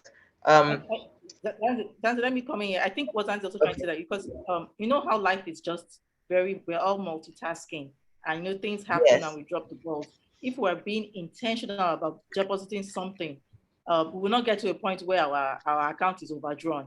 We will not get to a point where you are mentally exhausted and you don't have any friends to call on. You won't get to a point where your job is falling apart, and just because maybe you didn't learn how to self-regulate your emotions at work. So it's just, we're just saying, you know, with this life mapping, don't use your big grammar. This develop life skills development. Develop these pillars are something that we need to be deliberate about, making sure that we don't get into an overdrawn situation where you will be know how it is. But even the spiritual life, I remember when I got married, it was something that I was deliberate about. The law of you can go for a prayer camp if you think your prayer life is not as up to speed as where you think. You know, when you get married, your prayer has to be on point, because they are praying for plenty things. And so your prayer life, you want to go to a prayer camp, you need to put that in place, or you want to go to just somewhere where you need to just take a day off and just meditate and just meditate on the word of God, and so all those things, because eventually we don't want to get to a point where when we get to a situation that we need to draw from these banks. I call them bank accounts. Want to draw from this bank, there's nothing to draw because life happens. There's just so much going on. I need to draw from your spiritual bank account, and there's nothing there. There's all even your health. You are trying to do something, and that's when your knees will just tell you, okay, hold on, you cannot play ball with your son because you have never exercised, or you've never done anything with, or even I've talked about relationships, right? Even self-development, you've never even taken care of yourself. And so you need to just make sure that these bank accounts at any point in time, even if you cannot do everything at the same time, you can be intentional, at least trying to do one at a time. Over to you, Sue. Okay. So I then now I want to backtrack and talk about like maybe, so I think if there is there any questions in the chat, sorry, about this, so that I can this thing. But okay, so I want to backtrack and talk about why it was important for me for us to start to have these conversations. Okay, no, sorry, that was my question. Yes, because before initially I wanted to answer it that, you know, why is it important for us as women to have these conversations? But I wanted to answer it myself, but I said no. I was like, let's put it out into the group. I want to hear from the people in the chat room. Why do you think it's important for us to have these kind of conversations about money and about life? Because at one point in time, I was like, okay, you know what? When we were about to come to my session, I was like, you know what? Senami has brought the heat with the money plots where everybody's like, I'm a spender, I'm a hoarder, I'm a this and all of that. I've not been paying myself first. Where we're thinking about how much am I earning? I've been spending money anyhow, all of that stuff, but I was like, okay, let this one, we are talking about life, right? I was like, okay, grab a glass of wine, tea, because now we're talking about life, we have to just, so I wanted to know, why is it important for us as women to have these conversations? Please answer. I think the best answer will win the gift. I want to know, why do you think it's important for, no, not you say you are, because when Oge read the bio about trendy moms, and she talked about having these conversations, and I wanted to answer that question before, but I said no, let me put it out there. Why, as women, do you think it's important for us to have these conversations about life and about money? Why is it important? So I'm waiting in the chat room. So I think so. This I think if I finish, so I'll talk about the different bank accounts. There are 8 of them: spiritual, physical and health, finance, relationships, career, business, yourself, and your personal development. There's still, this is just scratching the surface. If we continue, we will not finish. I start to break down how you can build up your daily routine to support every single one of them, that one it would be so how you can build up your daily routine, how you can start from your purpose in this life, what's your life purpose, to breaking down to, okay, my life purpose is this blank check. How am I going to get there? Mapping the different steps, 1, 2, 3, 4, and then you kind of like you map the different steps, 1, 2, 3, 4 to get to that and then you now start to break it down. You look at it in that whole step thing. You break it down into the 8 life banks, and then you build it up into your routine. Your daily routine. We all have 24 hours in a day. You have to sleep, you have to eat, you have to groom yourself and all of that. So that is another conversation. I don't know if Rosalind invites me again, we will break it down into your day, because I actually think Oge has more questions for us. Okay, are we yeah, so that's what I want to say. So let's pass it. So that question is just to win something, but let's just throw it over to Oge. Thank you. Okay, so I think the last slide was just to say thank you, I think. So just I think the last slide was thank you. Welcome to my world. Let's stay connected. That's my LinkedIn. I know Oge has talked about me being an engineer. As even me too, I was like, such a beaut. As a so welcome to my world. Thank you. Let's stay connected. I don't know if after this, Rosalind is going to share all of this, but you can follow me on LinkedIn.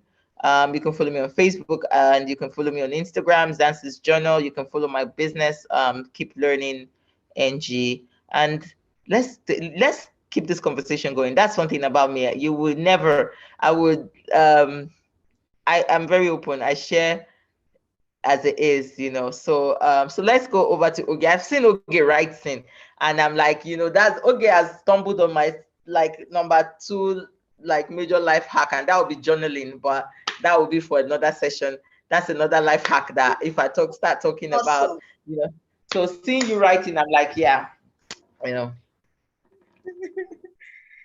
I have been writing. Yes, you can say that again. I have been writing. Thank you so very much for this very beautiful conversation that you set everything ablaze today. Well done. And my book is full. In fact, 6 pages going from all I have taken out from today. As in, my shorthand came very handy today. I didn't know I could write that fast. Thank you, Zansi. Thank you, Senami, for the very beautiful areas you have shared today. And I'm sure that everyone has learned a whole lot. There are a few questions. I hope I can answer your question as well and win the gift. So just to wait for the other questions that we have with you.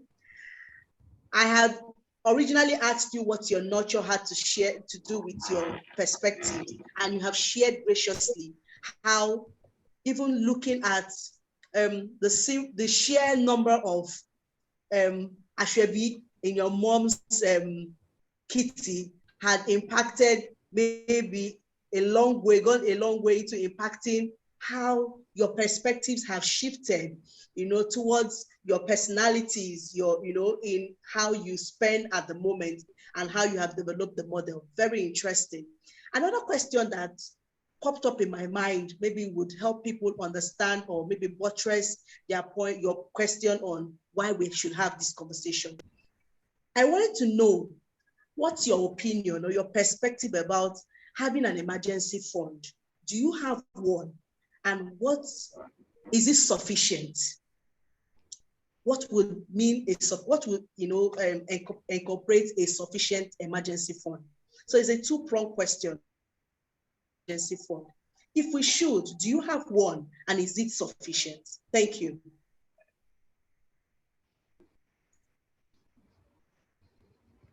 Zansi, you want to go first? I see Rosalind. Okay, so how do I start with? Maybe I should start with a bit of Senami and I's money journey. Our money journey. Oh, I think it's Priscilla. Sorry. So our money journey didn't start the same way. Senami always knew that she wanted to handle money. Like if you gave Senami money when we were in like secondary school, if you gave her money and you came back 6 months after, she will, in fact, literally write the serial number down. She will have that same exact cash. Like, and I cannot understand it. Me, I will spend it and give you from my reserve. I can't hold on. So our money journeys were different, even though we grew up in the same household. But like, you imagine two people trying to drive a car. One person, it comes easily to the person. The person is just just enters the car. The person has it. So that was Senami's way with money. She was Senami. I don't know. I didn't know. She always had money. How can one person? We got the same school stipend, and you always have money. So she was always very calculated about her money. Me, my money is gone before, in fact, gone before the middle of the semester. So what I used to augment it with was, I used to have side businesses. I did a video club. So I always used to, I told Sami, I always tell Sami that she's on the team of Save More. Even though there's no team, sorry, but I used to say, Senami, save more, Zansi, earn more. Man, I always wanted to earn more money. I just want more money, because I was like, this money is going to go. And so when the concept of emergency fund came into my peripheral, it was such a struggle. It was so hard for me, because I was like, I'm going to keep one money somewhere. It's not investment. It's not this thing. It is just to keep it for a rainy day, this thing. So I decided to, as Senami has said, she talked about automating.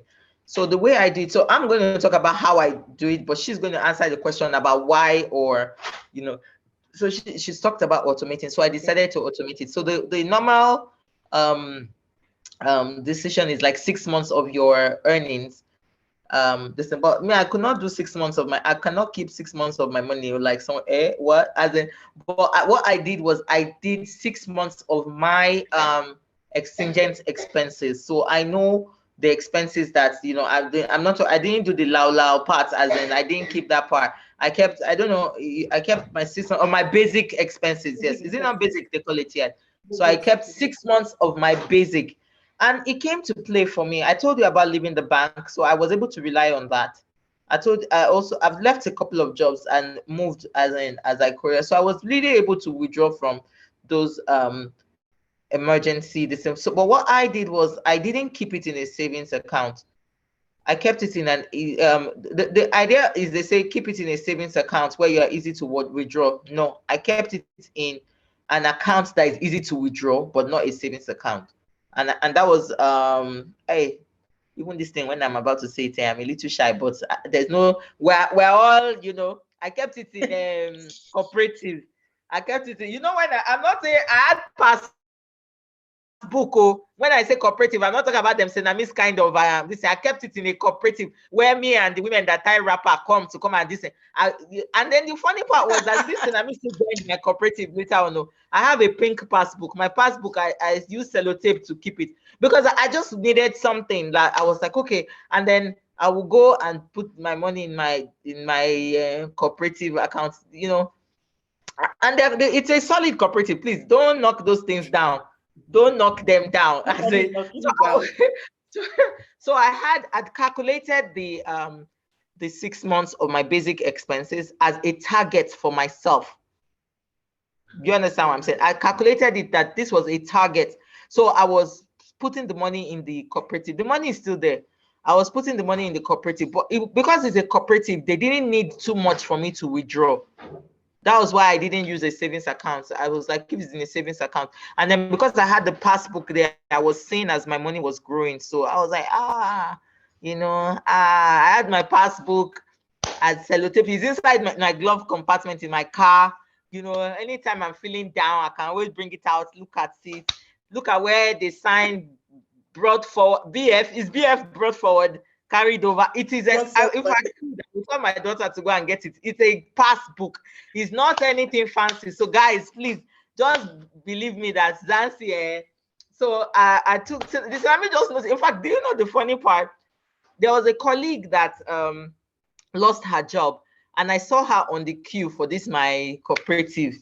I noticed that she kept going back and back on the queue. And I called, I said, don't you want to move on? Because we all queue, me and my women's group and everything, we queue for our cooperative. Whether you want to put your 5K, you want to put your 10K, they collect it, 200 naira, everything they collect it.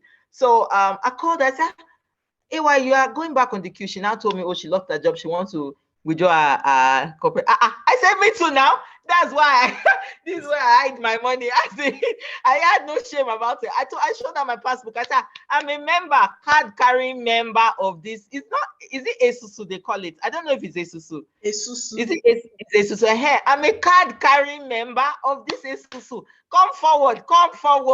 This is why we put this thing here. So the funny part was that they actually treated us that were the working women even so special. They treated us so well because our money was regular. We were putting in the money regularly, and we weren't withdrawing. Because when you look at it, when you look at all the women that you are with, you even be shy to go and withdraw. What are you withdrawing for? The money was small, but it kept building up. So that's my own practical experience of my own emergency fund. My passbook, even if you check in my car, you can't find it. You don't know where I kept it, but that's it. That's how I, so my pink is pink. Yes, it's pink. But I've sellotape it because it tore one time. I sellotape it. I put sellotape to keep it together. They give me rice and oro at the end of the year. I forgot to talk about that part. I get my rice and my oro at the end of the year. Yes. So that's my own practical way of how I built my emergency fund. This thing. So I treated it. The cooperative is actually owned by my church, so I treated it like my offering and my tithe. So when I pay my offering, I also pay into it, and that was how I built it up. That's practical how Zansi built our emergency fund to date. Over to you, Senami, and how I calculated it. Six months of my basic expenses, the things that are basic. Yeah. So I think Zansi has explained it well. I know all the theories are always saying 6 months of living expenses, but we know that is hard. It's really hard to build. So what we do is what we both have done is our basics like the things that will keep the house running. Like on a given day, you remove all the extra, no movie, gas, NEPA, data. Data. Yes. Well, yes, data. I calculated data in my own. We argue about that data. I must buy data. I must buy data. So pretty much you keep the basics. You strip down your expenses to the basics, and that basic is what you keep. I always call it vex money too. Is your vex money, especially when you are working 9 to 5, because sometimes working life can be crazy. So just knowing that today I leave this job one day, at least I can stay 3 months. I can stay 3 months without having to beg anybody for anything, without having to say, please. And it also gives you, and what I've learned about emergency funds, when you start doing it, it's like your safety net, like your treasure hunt. So see when you have children, treasure hunt. It's like your safety net. And what it does is, even when you're working, it just gives you that confidence that should, in case anything happens, and things happen, and whenever, and that's life. one of the things I tell people that nobody is going to say that there's no speed bump in this life. There will always be speed bumps, and life happens. And so you know that, okay, at any point in time, if life happens, there's something you can fall back on. In terms of practical, how I keep my emergency fund. So first of all, I did not do Zansi's. I joined Zansi's cooperative later. I was working in the bank. So I did I think it was recurring debits. Yes, I was installing a recurring debit to my salary account. So I think it was taking like 2K, but it was not growing fast, and I wasn't seeing it. So Zansi now gave me the gist. I said that's why I was going to talk to people about money. Zansi now gave me the gist about the passbook. Senami, you have given expo to my question now. I said, why is it important as women to have this life and finance conversations? Now you have given an expo about Zansi giving the gist. Oh yeah, continue. So she now gave me just like, there's one cooperative that if I join the cooperative, I'll be seeing the thing. Like it's not electronic. Electronic money is different. It's like in out. Real money, they will write it with their blue biro. That yeah, I will see this. It's always blue biro. So and I was still point about this conversation. My last job. Yes, I was still telling one of the interns, like I was talking about inflation. I know every finance speak. I'll just keep it quiet.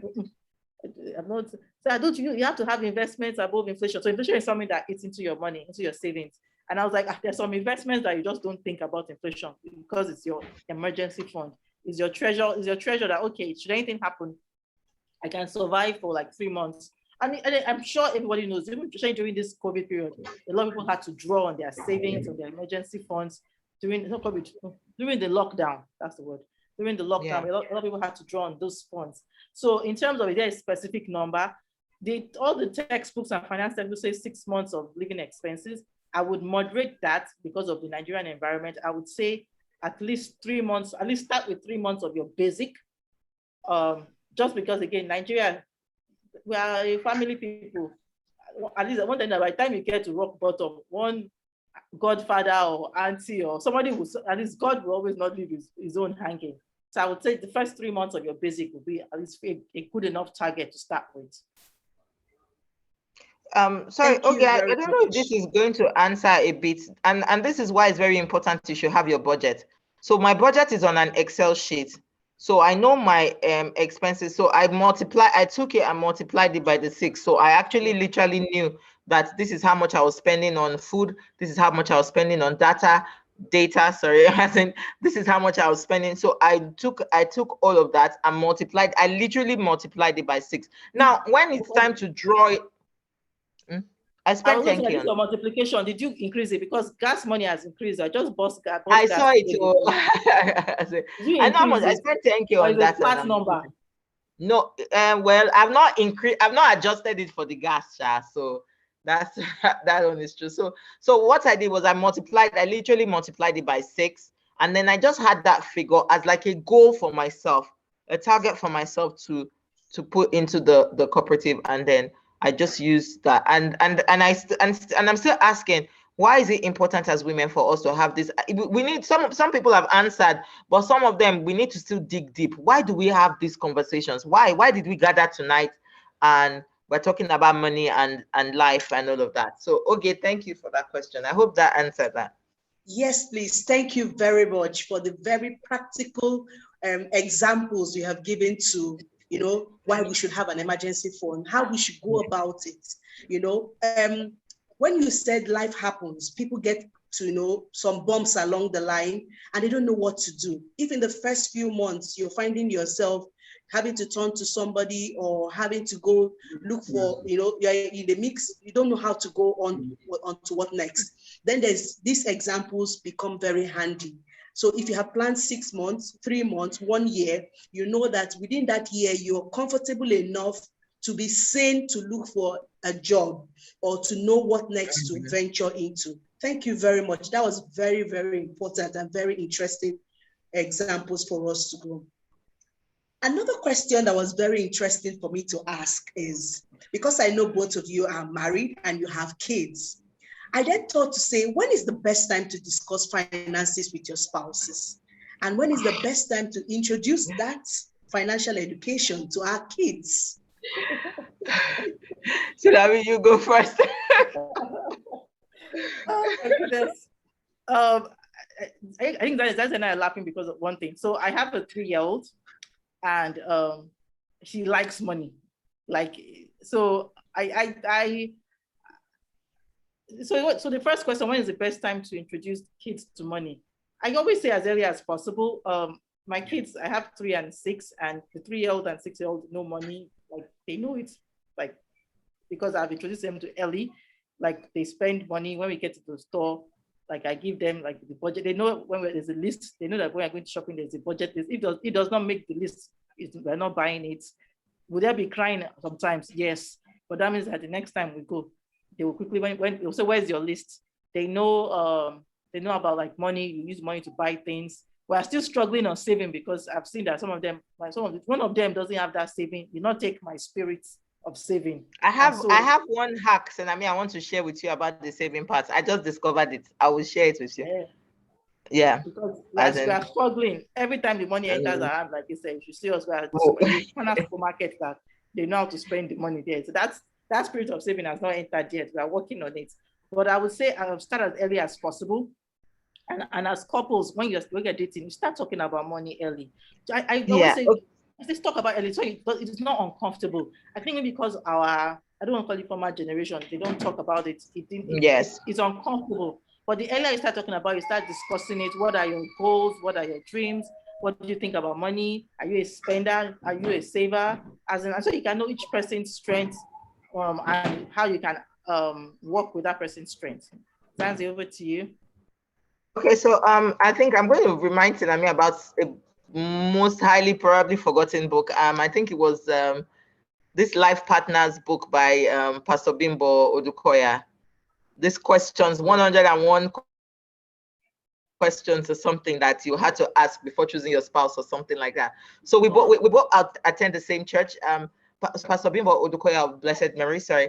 So this question she had, and she had this long list of questions. And at the beginning of the book, she said that don't take this book on a date and start to grill. She literally said that that's not the plan. But me, I took my own book with me. She said, don't take this book as in with you on a date and start to grill the man. How many children do you want to have? How do you want to raise your children? But I took it. I remember that when I took it, but my husband is a little bit older than me, so he was like, "Okay, yeah, let's go through it." After a while, I was like, "See, let's moderate that a little bit. Is over 8 years. There's an 8-year gap. So excuse me, leave that one. A little bit. He's not 1 year older than you. So I took the book with me. So he indulged me for the first few questions, but after a while, I realized that the questions were not comfortable. Like it wasn't flowing and everything. But I still asked a lot. Quite a number of it. So I had the book. I think I was very intentional about certain things in my life at different points in time, and I wanted to, I had never been married before, so I was like, okay, if I'm not been married before, let me get as much information as I have. It will help me. So that was why I got the book. I've also given reasons why. I'm also spilling beans about why we should have these conversations. The more information you have will also help you to make informed decisions. So I got the book then, amongst other books. When I was pregnant too, I have books on pregnancies. If you ask me, just tell me what life stage you are in this life and ask me the kind of the book you need to read. Trust me, I've read it, or I will be able to recommend. So I took the book with us on a date, and he was like, these questions, I can manipulate you by answering this question. I was like, let's just have these questions, and everything. So we read some of them, but I had to jettison the book, obviously, because it wasn't working. But some things were in my mind, and it was about understanding this person that I wanted to spend the rest of my life with. I needed to understand this, and I'm even sure I know my husband's money habits more than he knows himself, because I've looked at it. I know that I am the saver. I am the in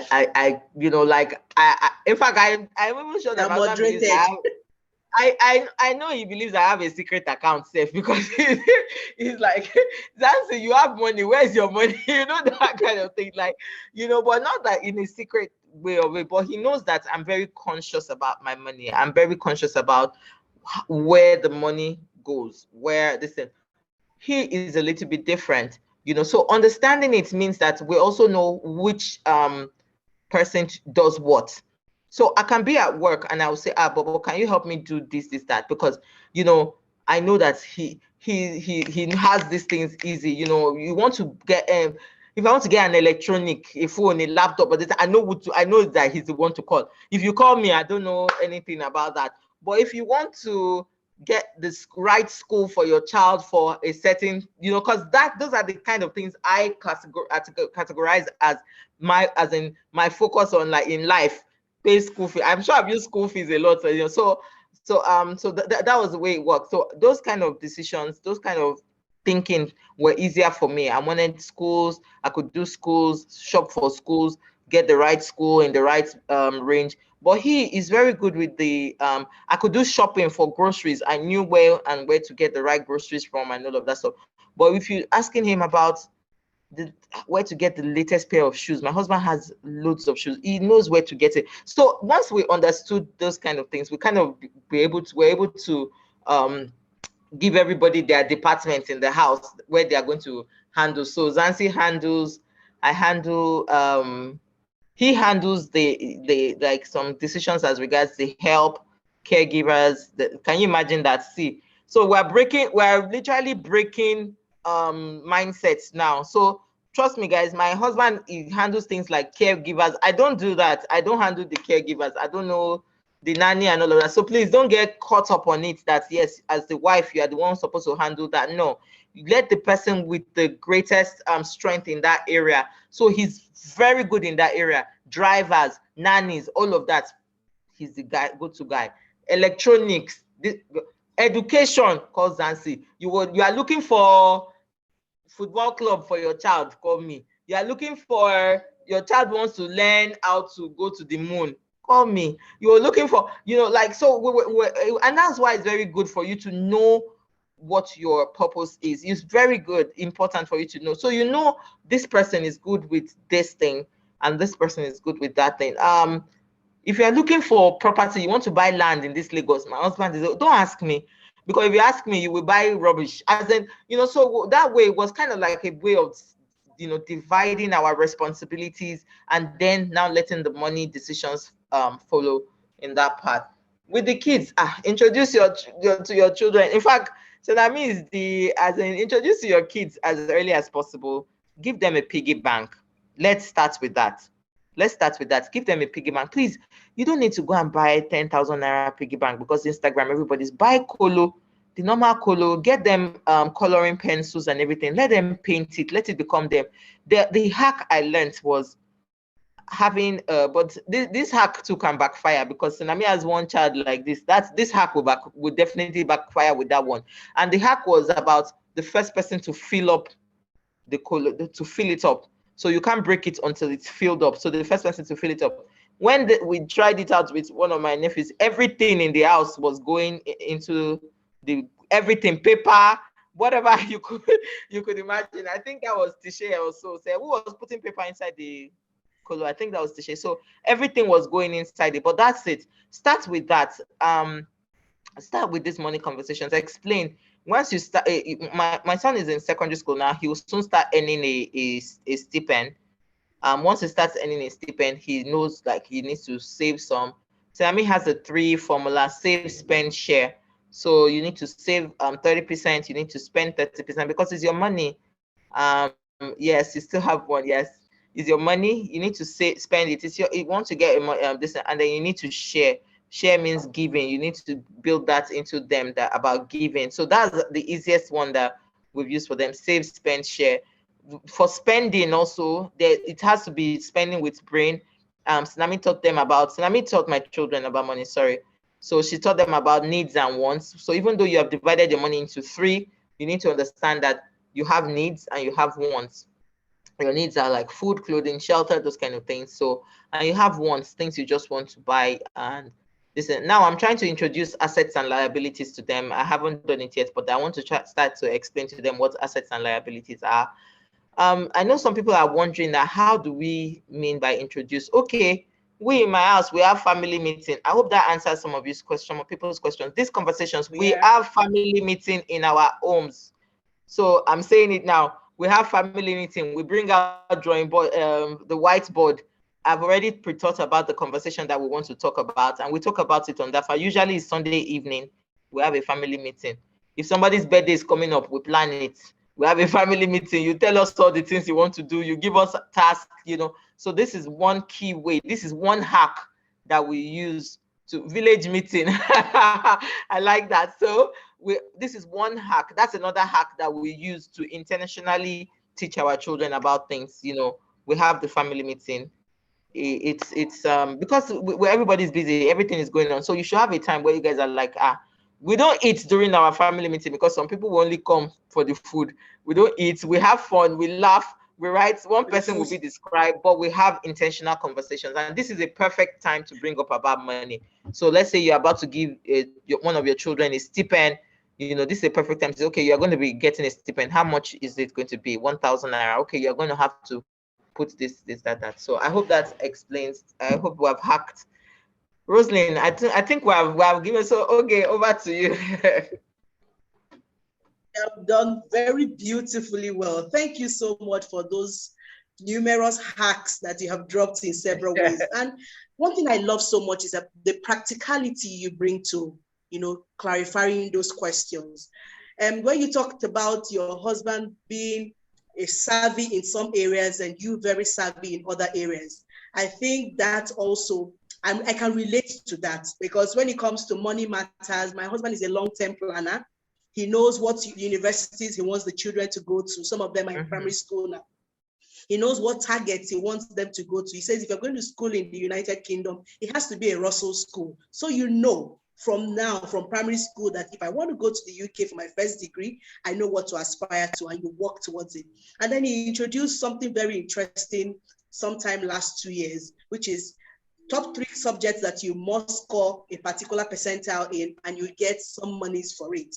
That has created a very healthy competition in my house. My last daughter is the most competitive. In fact, she literally told her classmate, you will never come first again in this class because I have a target to meet at home. So we try to moderate that with her, but she's that aggressive when it comes to any task, any target. Well done. On the family meeting, thank you. We're taking that on board, and I love that perspective. We also incorporate it. Well done, and thank you very much. There's one question in the chat room. It's from one of our trendy moms. It says, what funds do you use to cater for emergencies like unplanned hospital bills of extended family members, a major car repair? Is your emergency fund just for when you lose a job? So that would be Senami. Okay, so first of all, emergency fund is supposed to be for unplanned expenses that relate to you. Now, for family members, I will be very practical here. I have a budget for family members just because we have a large family. I hope all of them are here, but there's a budget for that. And once I've reached the limit, you come next month. And so now in the case of the mother-in-law that is medical expense, now we know that we're humans, and medical expense. First of all, if your mom has, she's inclined to have health problems, I would suggest you put the person on a health plan immediately, a health insurance plan. That's the first thing. As in, you can even be a gift. I know our mother-in-law, they like things like that. Oh, we have registered you. Pick one of the fancy ones that they have all those pictures of old people, and just say, I've registered you for the health plan. And so that would also help you managing that cost. Now, but should in case the cost has come and it wasn't planned, and it has come to your table, first of all, you have to negotiate with your husband. It is not planned. It will eat into your finances, and you cannot ask for that money back. We all know that as married women, you can't ask for that money back. And so either you find a way where they can come and you can all manage half and half, and come in and half, and you can use your budget for family members for that period. Okay, this is my budget for family members. I would contribute this to mom's hospital bills. I would like other people to also support. But what I also hear in the question is that maybe everybody looks to this person as there's always one icon in the family that if anything happens, you just press. It's the ATM. I call it ATM of the family. The ATM card of the family. So if you're the ATM card of the family, what? So that means nice when it comes to this response. So me, no. I'm sorry, I don't agree with you that that's what the emergency fund is specifically for when you have no other income coming in. The key in that one is about no income is coming in. That's this. I do understand. I understand about the unplanned hospital bill. Can you take it out of your salary or your income? I understand about the major car repairs. Is this something that you can wait a while and then you can do the repairs, you can do the repairs and you pay the person back little by little, those kind of things. Yes, that is because you have you have money coming in, like, but I'm saying that your emergency fund, nothing is coming in. And that's why Senami used that lockdown period. That point in time, people didn't know what was going on. There was nothing coming in. I don't think that if we are very critical, I don't think that if you had the money at that time, you would have fixed your car. No, you would not have. You would have left that car there, as in to for that while, and then you would have still kept your money and use it for your basic needs for when you have no money coming in. I think one of the things, because that's what I'm also a very listening about always having more than one stream of income, and I think that was one of the things that this COVID pandemic taught, like, I'm also a very an advocate of it, that you cannot have one single source of income. I understand that it's difficult, and that's another conversation for another day. Maybe we're even giving trendy mom tips, ideas of conversations that we can have in the future and everything. And that's about having more than one source of income. So I remember that during the COVID period, one source of income for me shut down, but another one opened up. And that was where, like my husband, literally, he was like, this Zansi, like, he didn't know, let me put it like peak milk. He didn't know I had it in me, but I knew I was not working and all of that. So I had to rely more on the other source of income. I was doing things for other people. I identified the need in the market. I was doing it for people, and I was doing it virtually online, and I was sending out their results and their products to them and all of that. But right now, I'm not really doing that much again, because I also am back to earning the money. So please, That's before you speak all this grammar, because you always say I'm too nice. So your mother-in-law is sick, you will not drop any money. I will drop from my salary, and that will make me very conscious of how much I can afford. Because if you ask me to go, see, that is to have put down that the day when I open it like this, I'm going to paint Lagos red, because no, but really, as in, I'm going to it's loud spend it. Dorime, that's what I want to, because at that point in time, maybe I don't need the emergency fund again. But as in, it's not, if you keep going to dip into your emergency fund for all these curveballs that come, you won't stop. So you have to find a way. As in, you have time now. As in, you have to put your car down and probably boss for like till you get your salary. Negotiate with it. This money decisions, money habits. It makes you get creative.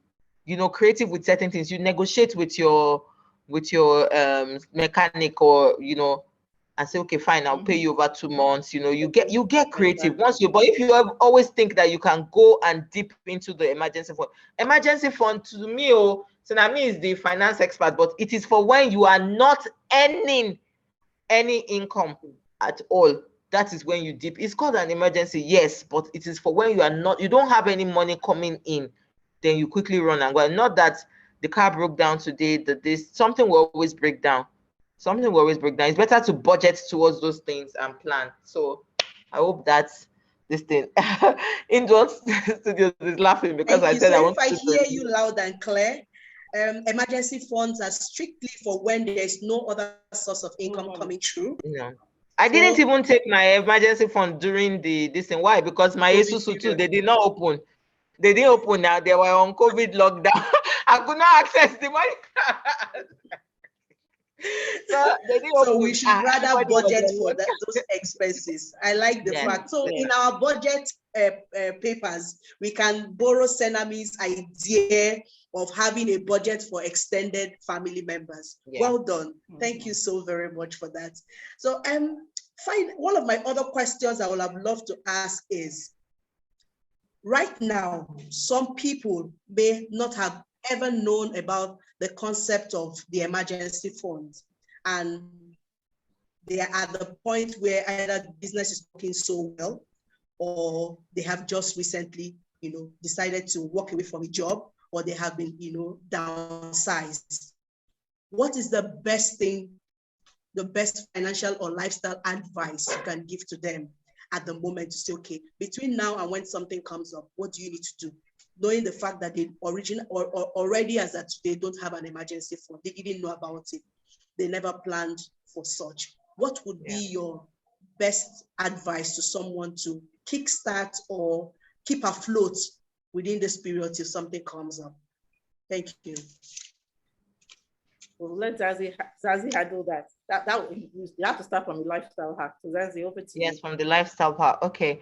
I remember, I think when we had the when we had the run, we mentioned one of our uncles then, and my uncle that I would say was probably one of the greatest influence on us in terms of family, in terms of finances decision. He always said that you must find a way that, you cannot save if you're not earning something. You must find a way to earn something. So it's very traumatic when you lose your job or, and all of that. But, one thing I would say is that you have to find a way to earn something. There's a book that I like. It says, what is in your hand? I hope I got the name right. So you need to look into your hand and say, what is in your hand? I'm sorry to say, I actually believe that everybody, even my son today, if he decides that he needs to earn some income, I believe that if he looks into his hand, he will find there's something. We are not born empty. We're not born empty. Even this platform that Rosalind is organizing, if she decides to start charging 1,000 naira, so it's still something. So I think the first step for that person is to earn something. This is not the time for saving. This is not the time for emergency fund and all of that stuff. The first step is to earn something. You have to find a way to earn something. And look at what you have already. This is not the time you want to say that you want to go and learn how to do something, and then no, look within yourself. Okay, so let me even come to we're having heart-to-heart discussion. See, Rosalind, this I don't know, this video, you have to send it to me. But so I walked away from a toxic job in December of 2019. And that's why when I said I am ambitious and passionate and I'm kind, as in, see, I'm sorry to say, the good that you do will always follow you. In December of 2019, when I walked away, there was a man, I don't want to disclose, so he's a bank MD, started looking for me up and down that he wants me to do a job for him. At that time, I was like, as in me, he had been calling me for like 2 years, but that time I now had time. My aunt and I, we partnered on it. We delivered the job. It was for his Christmas. He did a Christmas thing. So we delivered it for Christmas, and I got, I think, 250K from it. When I got the money, that's the way. Let me so you can give people concept, so they can know what is practical in your hands. It was just a decorating this Christmas tree. Right? Yes, decorating his streets and his house, and then yes, so that was something exactly in context. It was in my hand. I didn't go anywhere to learn it. And that's why with Senami and I talked about staying curious, personal development. Keep building yourself. These things you never know when. So it was exactly, Senami, thanks for reminding me. It was in my hand. I didn't go anywhere. I had the vendors, I had everything. So I did the job and I delivered the job. I didn't go anywhere to do it. I did not go anywhere to do it. The journal too, I did it in that same period. It was in my hand. It wasn't something that I had to go somewhere to go and learn, how to do it. And it was the same thing. I designed my journal myself. I used Canva. And how did I learn Canva? My colleague in the office, I'm in engineering. My colleague in the office, she was the social media and all of that, digital, very young lady, very, very young. She just came back from NYC and all of that. And I just got curious. What's this thing you are doing? I used to say, this thing is difficult. So she said, no, just try. She would ask me to try my hands out at this thing. So even when I had to design my journal myself, I did it myself. I got on Canva and I did everything, the layouts and all of that. So it's really important to look at what you have in your hand. And when I talked about during the lockdown and everything, so that was what I was doing. I was doing a lot of Canva designs for people. People were having in fact, that was the year that Zoom and all of these platforms came, and people were having IG Live, and they needed flyers and posters and all of that. So I started doing it, and I was getting paid. I wasn't living the comfort of my home. I was getting paid. People were crediting my accounts. I'll do 10 designs for me. I'll do it. What's my own? I'll stay up at. I'll do like 3. I was very professional about it. I was very this thing. Okay, I can do like 3 different options. You pick one. You pay me. You know everything. So also, it also boils down to having good relationships. It also boils down to being a good person. You know, so I was getting paid. I was hosting Zoom platforms. I was hosting platforms and all of that. This what Oge is doing.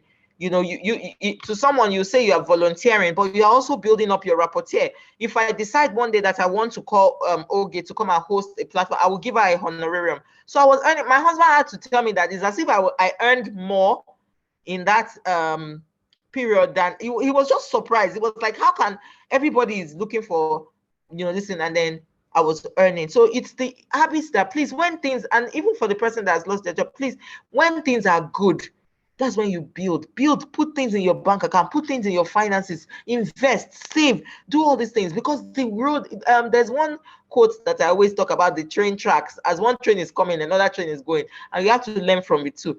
You know, as one train is coming, everything is good. Trust me, another thing is going. So you need to, you know, so that was actually, so that is in the nutshell. Look to your hand, look at what you have in your hand. Look at what you have in your hand, start to earn something. This is not the time to build emergency fund and all of that. This is the time to take care of your basic needs and put aside something to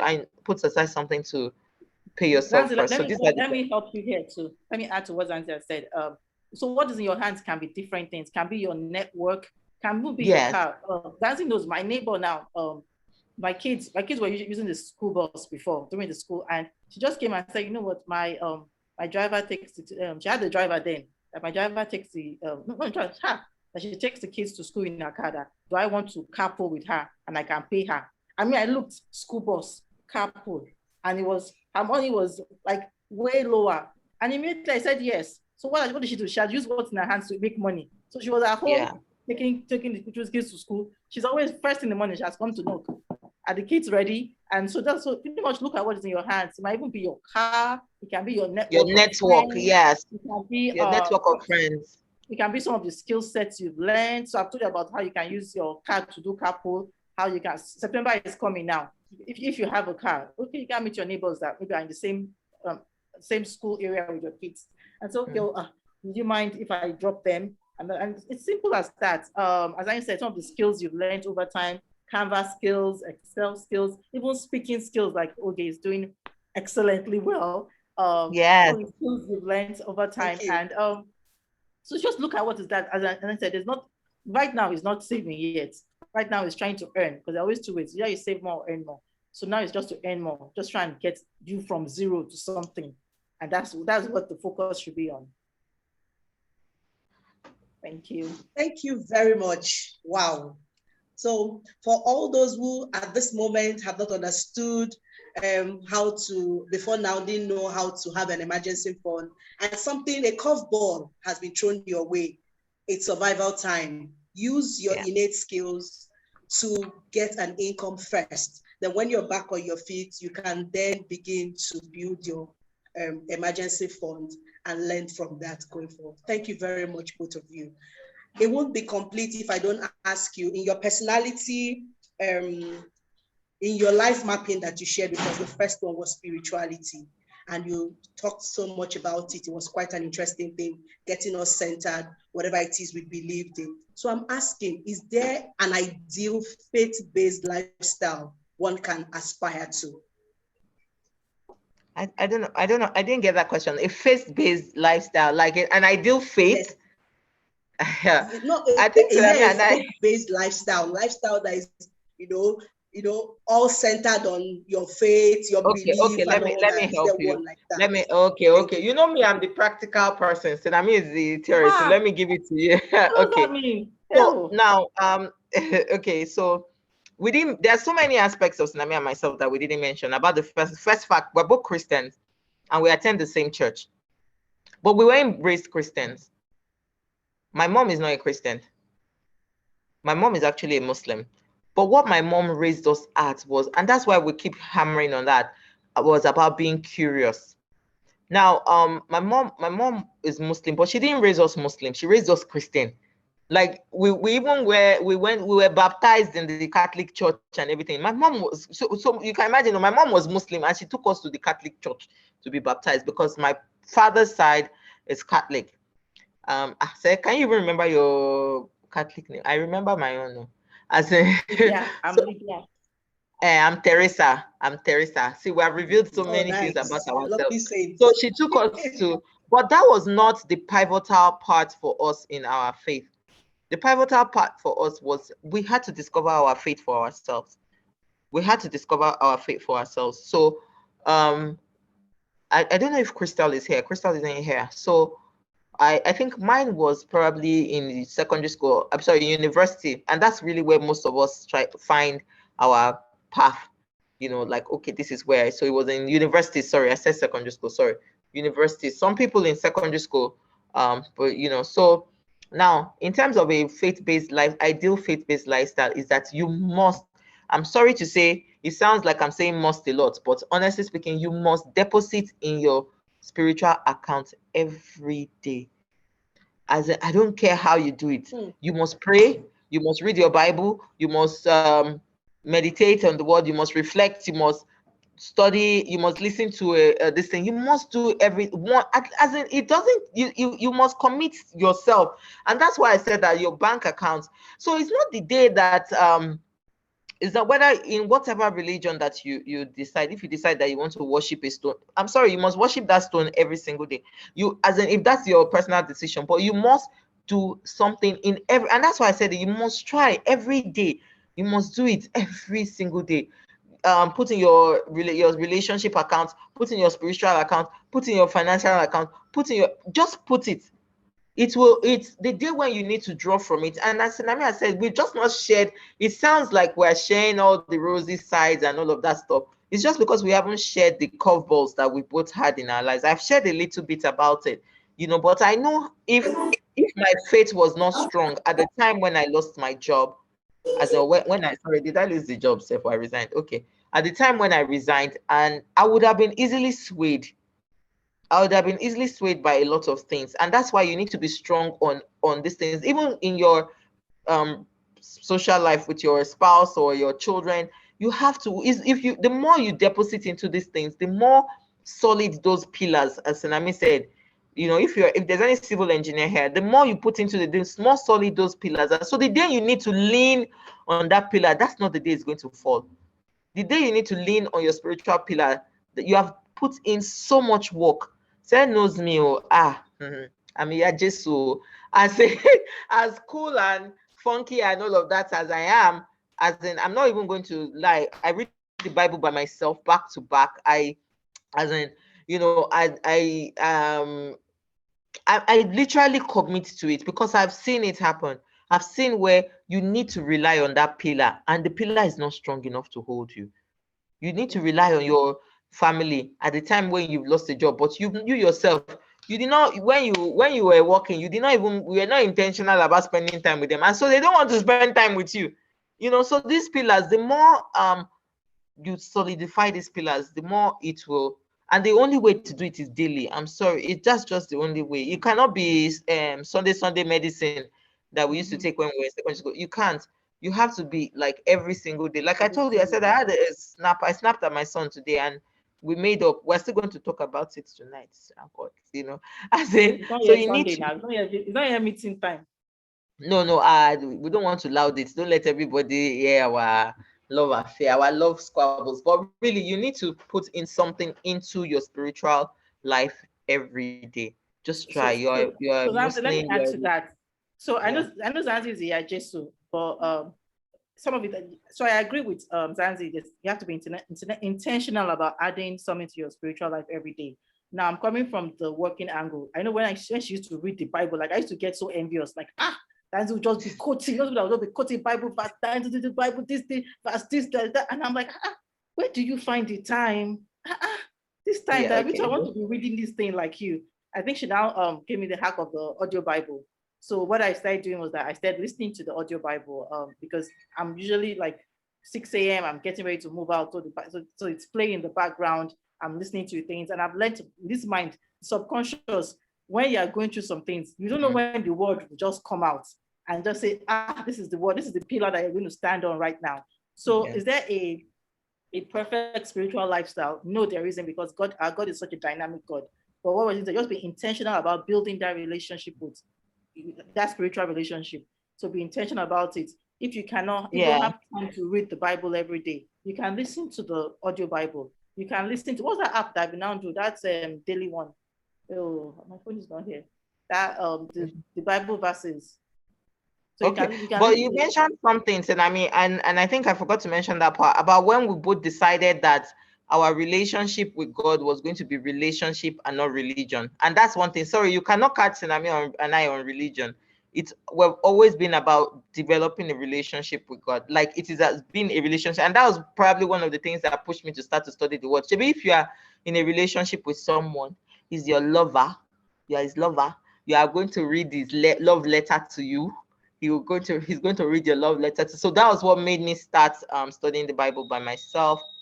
So and Senami has shared a hack for you. Listen to it on the go. There's an app for that. In fact, yes, that's my next post. There's an app for that. I'm going to share the apps that I use to get a lot of things done in a day. So there's an app for that. So that's one thing. Yeah. Thank you. Okay. So over to you, Oge. Wow. Thank you very much for those. Like I said before, you have come at today's session with very practical gloves. And I'm sure I have been writing, and I'm sure a whole lot of people have been writing as well. Thank you so much for sharing that. And thank you for that aspect of saying that you're having a relationship with someone, you have to spend time to read the love letters and love notes from that person. So the word of God for us is that love letter, and building that relationship is a consistent thing we must go at every day of our time. Fantastic. I always say something that starts with day one and starts with one line. Just do it one day. Yeah, I know it's difficult, especially if you are not being brought up in, and that's why I purposely said it, that we were not raised Christians. We were raised by a Muslim. So if we didn't want to walk this path, nobody was going to hold us to it. But we'd start with one day, one line, one prayer, one worship song, one so I think I listed, I also have that in my book, the list of things that spiritual fundamentals that you can, so I think I have paying your tithe, I have one chapter, just read one, worship, I have giving, I have, just do one of those things every day, just do one, and you just see how the fact that you are committed to it, it will keep building. So I wish everybody the best on their spiritual journey, because it's very key in this life. Beautiful. Thank you very much. We wish all of us well as well. Well, it was Mae West that said that you only live once, but if you do it right, once is good enough. So with all of this, would you want us to read a few of the answers to your earlier questions from the chat box? Or should I allow Rosalind to pick? I wanted Rosalind to pick the winner, as in, because Fantastic. it's also, so the question was also in line with what TrendyMum was about. Because when you started introducing TrendyMum and you started talking about how we need to have these conversations, I just wanted to know if people were paying attention and people were understanding why, as women, we need to have these conversations. See, most people wonder, like Senami and Zansi, like we talk, we talk, and from everything, when we talk, things come up, things develop, things build, things get better, things improve, and when we have these conversations, it's not because we just talk because we feel like talking. I could be with my family, all of that, but it's because if I know something, and I think that was the most correct answer. So let me say it the most correct way I can explain it. and then Rosalind can now match the answer. Senami, your mic is off. Okay. So if I know, allow Rosalind to answer the question. How can Rosalind win again? No. If I know something, right, and I share it with you, okay, and you come to a path where you need to take a decision similar to that knowledge that I've shared with you will help you on your journey. It will help shorten your journey. It will help make it better. It will help you make a more informed decision. It will help you. So that's one of, I remember when one of my friends taught me about putting the children's shoes inside the washing machine. I think I almost kissed her because I was like, eh? So you can wash shoe inside washing machine. All before then, I've been scrubbing my life out like, we gotta make this shoe shine. But once I started putting it inside the wash, that simple thing saved me so much time, saved me so much energy, saved me so much effort, probably made my life easy, not probably, made my life easier.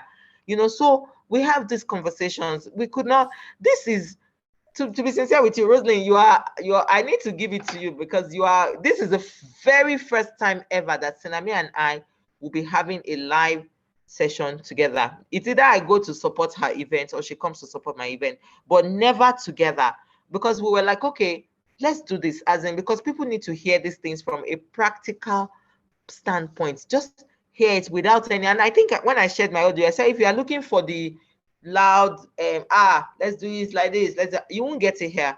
But if you're looking for calm, practical, step by step, yes, Sarah and I, we're not, I'm not used to calling us Senami, sorry. Sarah and I, we're not this thing. So we're going to say it as it is. You're talking, if you want to ask me a question about, and that's why I said, you can go to the Instagram or you can send your questions to Rosalind afterwards about anything. Ask me about parenting. Ask me about making a life-changing decision, like maybe a career decision. Don't ask me about money. Ask Senami.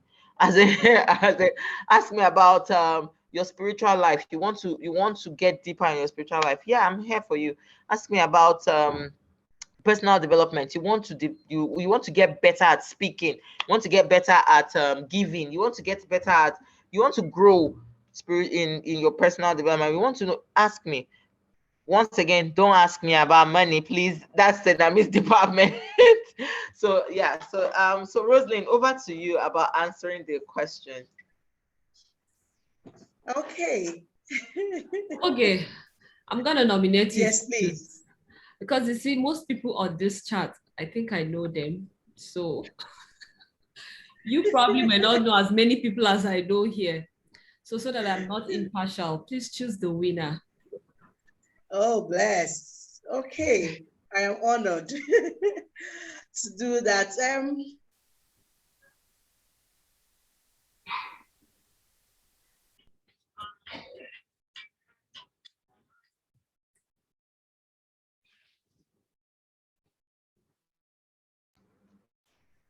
Okay, the second person says,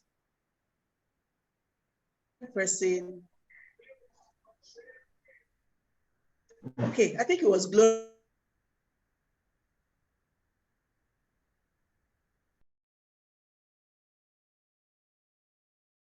Women, nobody knows it all. We do a lot as women. We struggle, and a lot of responsibilities have been dropped on us. And most times we don't know how to go about them.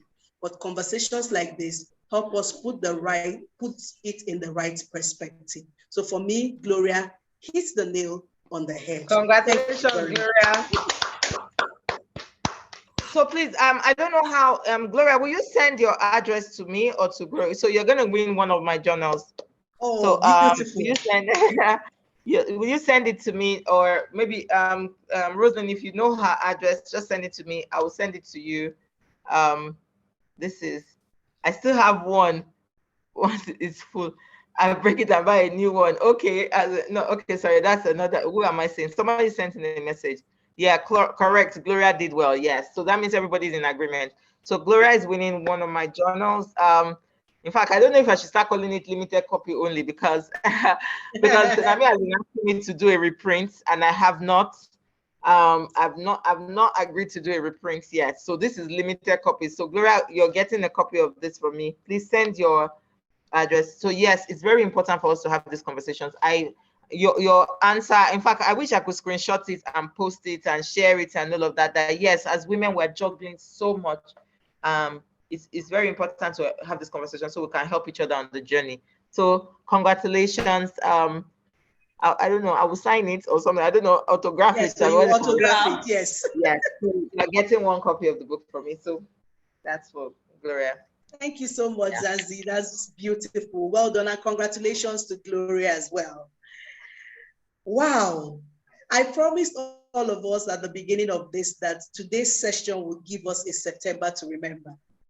And our beautiful August visitors have, if you will allow me say, have done more than justice to giving us the best of the tips and practical ones as well that we can apply to what we would do in our lifestyle and in money conversations. Just to round off, you remember that all good things must come to an end. And today's session is one good thing that has started so well and has almost come to an end. I'd like to say a thunderous thank you to everyone for attending today's TrendyMum Talks, particularly our first-time attendees. You are still our MVPs and we're hoping to see you in subsequent sessions. And I hope that we have had a very impactful session. I have 7 pages long of shorthand conversations, and I know that there's a whole lot more coming from here. We invite you to join the Trendy Moms community by visiting all of our social media handles, www.trendymom.com.ng/join-r-community. We're also on Instagram at @trendymother with a double R, and on Facebook on www.facebook.com/trendymother with a double R. And our convener, beautiful Rosaline, has put together a very beautiful conversation that she's put together in her book, The Memoirs of the Trendy Mom. Please avail yourself a copy. And I'd like to ask that we unmute everyone today to say a resounding thank you to our delectable Zansi and our finance guru, Senami, for spending their evening with us and sharing with us very important conversations today that we hopefully will hand out to the next person and the next person until we build an ecosystem of financially savvy women who have a lifestyle that they can be proud of. Thank you very much. So on behalf of everyone here, please unmute yourself and say a big thank you to Senami and Zansi. Thank you. Thank you. Thank you so much. Thank you, Senami. Thank you, Zansi. Thank you. Lovely Thank you. session. Thank you, Very everyone. insightful. Ogechi, thank you. Rosalind, thank you so much. We don't take this opportunity for granted. I don't know. This is like, I think I'm going to save this date in my journal as in today. Senami and I had the pleasure of sharing a stage. I actually spoke it into existence last year and it's here now. Yes, I actually put it as myself for personal development, Senami for personal finance. And she was like, what's this rubbish? I put our pictures together and she was like, what's this rubbish that you're doing? And it came to pass. So and today I actually prayed about it and I said, if whatever we're going to say, I just wanted to help someone to make their journey sweeter, easier. This life is so sweet. So I mean, we didn't even tell you so many things about ourselves, about how we enjoy our life. Life is sweet. Honestly speaking, it was designed for that. So if this is going to help anybody to get to that point where they have a happy life, then I'm fulfilled. Thank you so much, Rosalind. Thank you, Rosalind. Yeah, thank you. Thank you. And the Trendy Mom team and Ogechi, everyone. Thank you very much for sharing your evening with us. Thank you, Rosalind, for this beautiful platform. I have been blessed by it, and I'm sure that everyone who has joined today and more people have been blessed by it. Thank you once again for being our #1 Trendy Mom. Big ups to you. So on behalf of the Trendy Mom community, I'd like to say a big thank you once again and wish you a happy rest of your weekend, a beautiful month in September, and a beautiful rest of the year. God bless you and thank you. Rosie, do you have any final thoughts for us? Nothing else. I'm just amazed that something she spoke last year happened today. It still tells us the power of writing things down and visualizing. Thank you so much. Thank you and thank you and thank you for everyone that stayed this long. I think this is the first Trendy Mom station we've stayed so long. And they would all agree with me that it wasn't boring. I mean, we could still continue discussing and it was beautiful. So thank you, Senami. Thank you, Zansi. Thank you, Ogechi, and everybody that stayed up till this time. Thank you so much. That's all from me. Thank you too. So you can follow Senami and Zansi on all of their social media handles. Please check the chat room for all of those information and be happy to share informations or questions that you like. Let's reach out a hand to them and I'm sure they'll be happy to handhold us where they can. Thank you and have a beautiful evening. I have adopted you too. I've adopted you, okay, too. No problem. I've adopted you.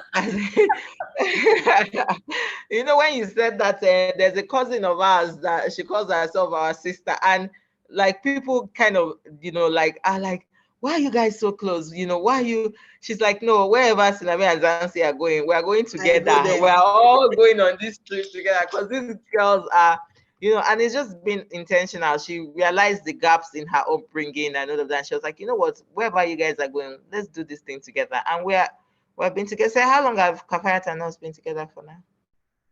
Years now, since secondary school. Years now. Wow. Yeah, since secondary school. And we've been together since secondary school.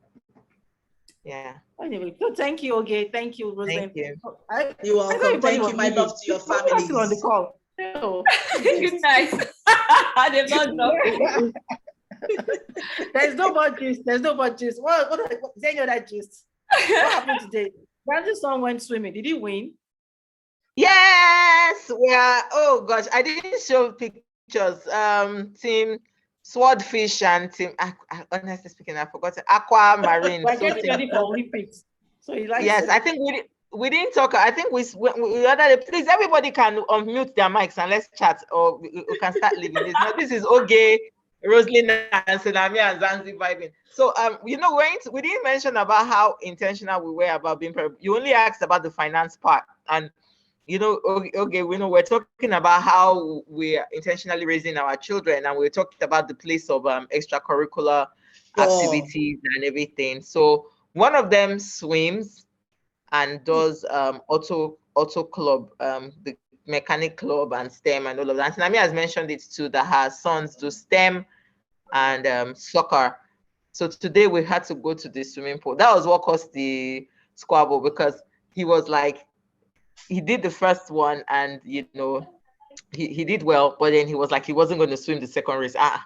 That we have left our house all day and come here. I was like, okay, you have to swim. So I snapped at him, and then you know he didn't do well the second one. Then he changed his mindset, and the next one he did very well. So I actually strongly believe in extracurricular activities. I believe that after school activities are a great way to help your children build character. Keep learning. That's what we do. I keep learning. You know, we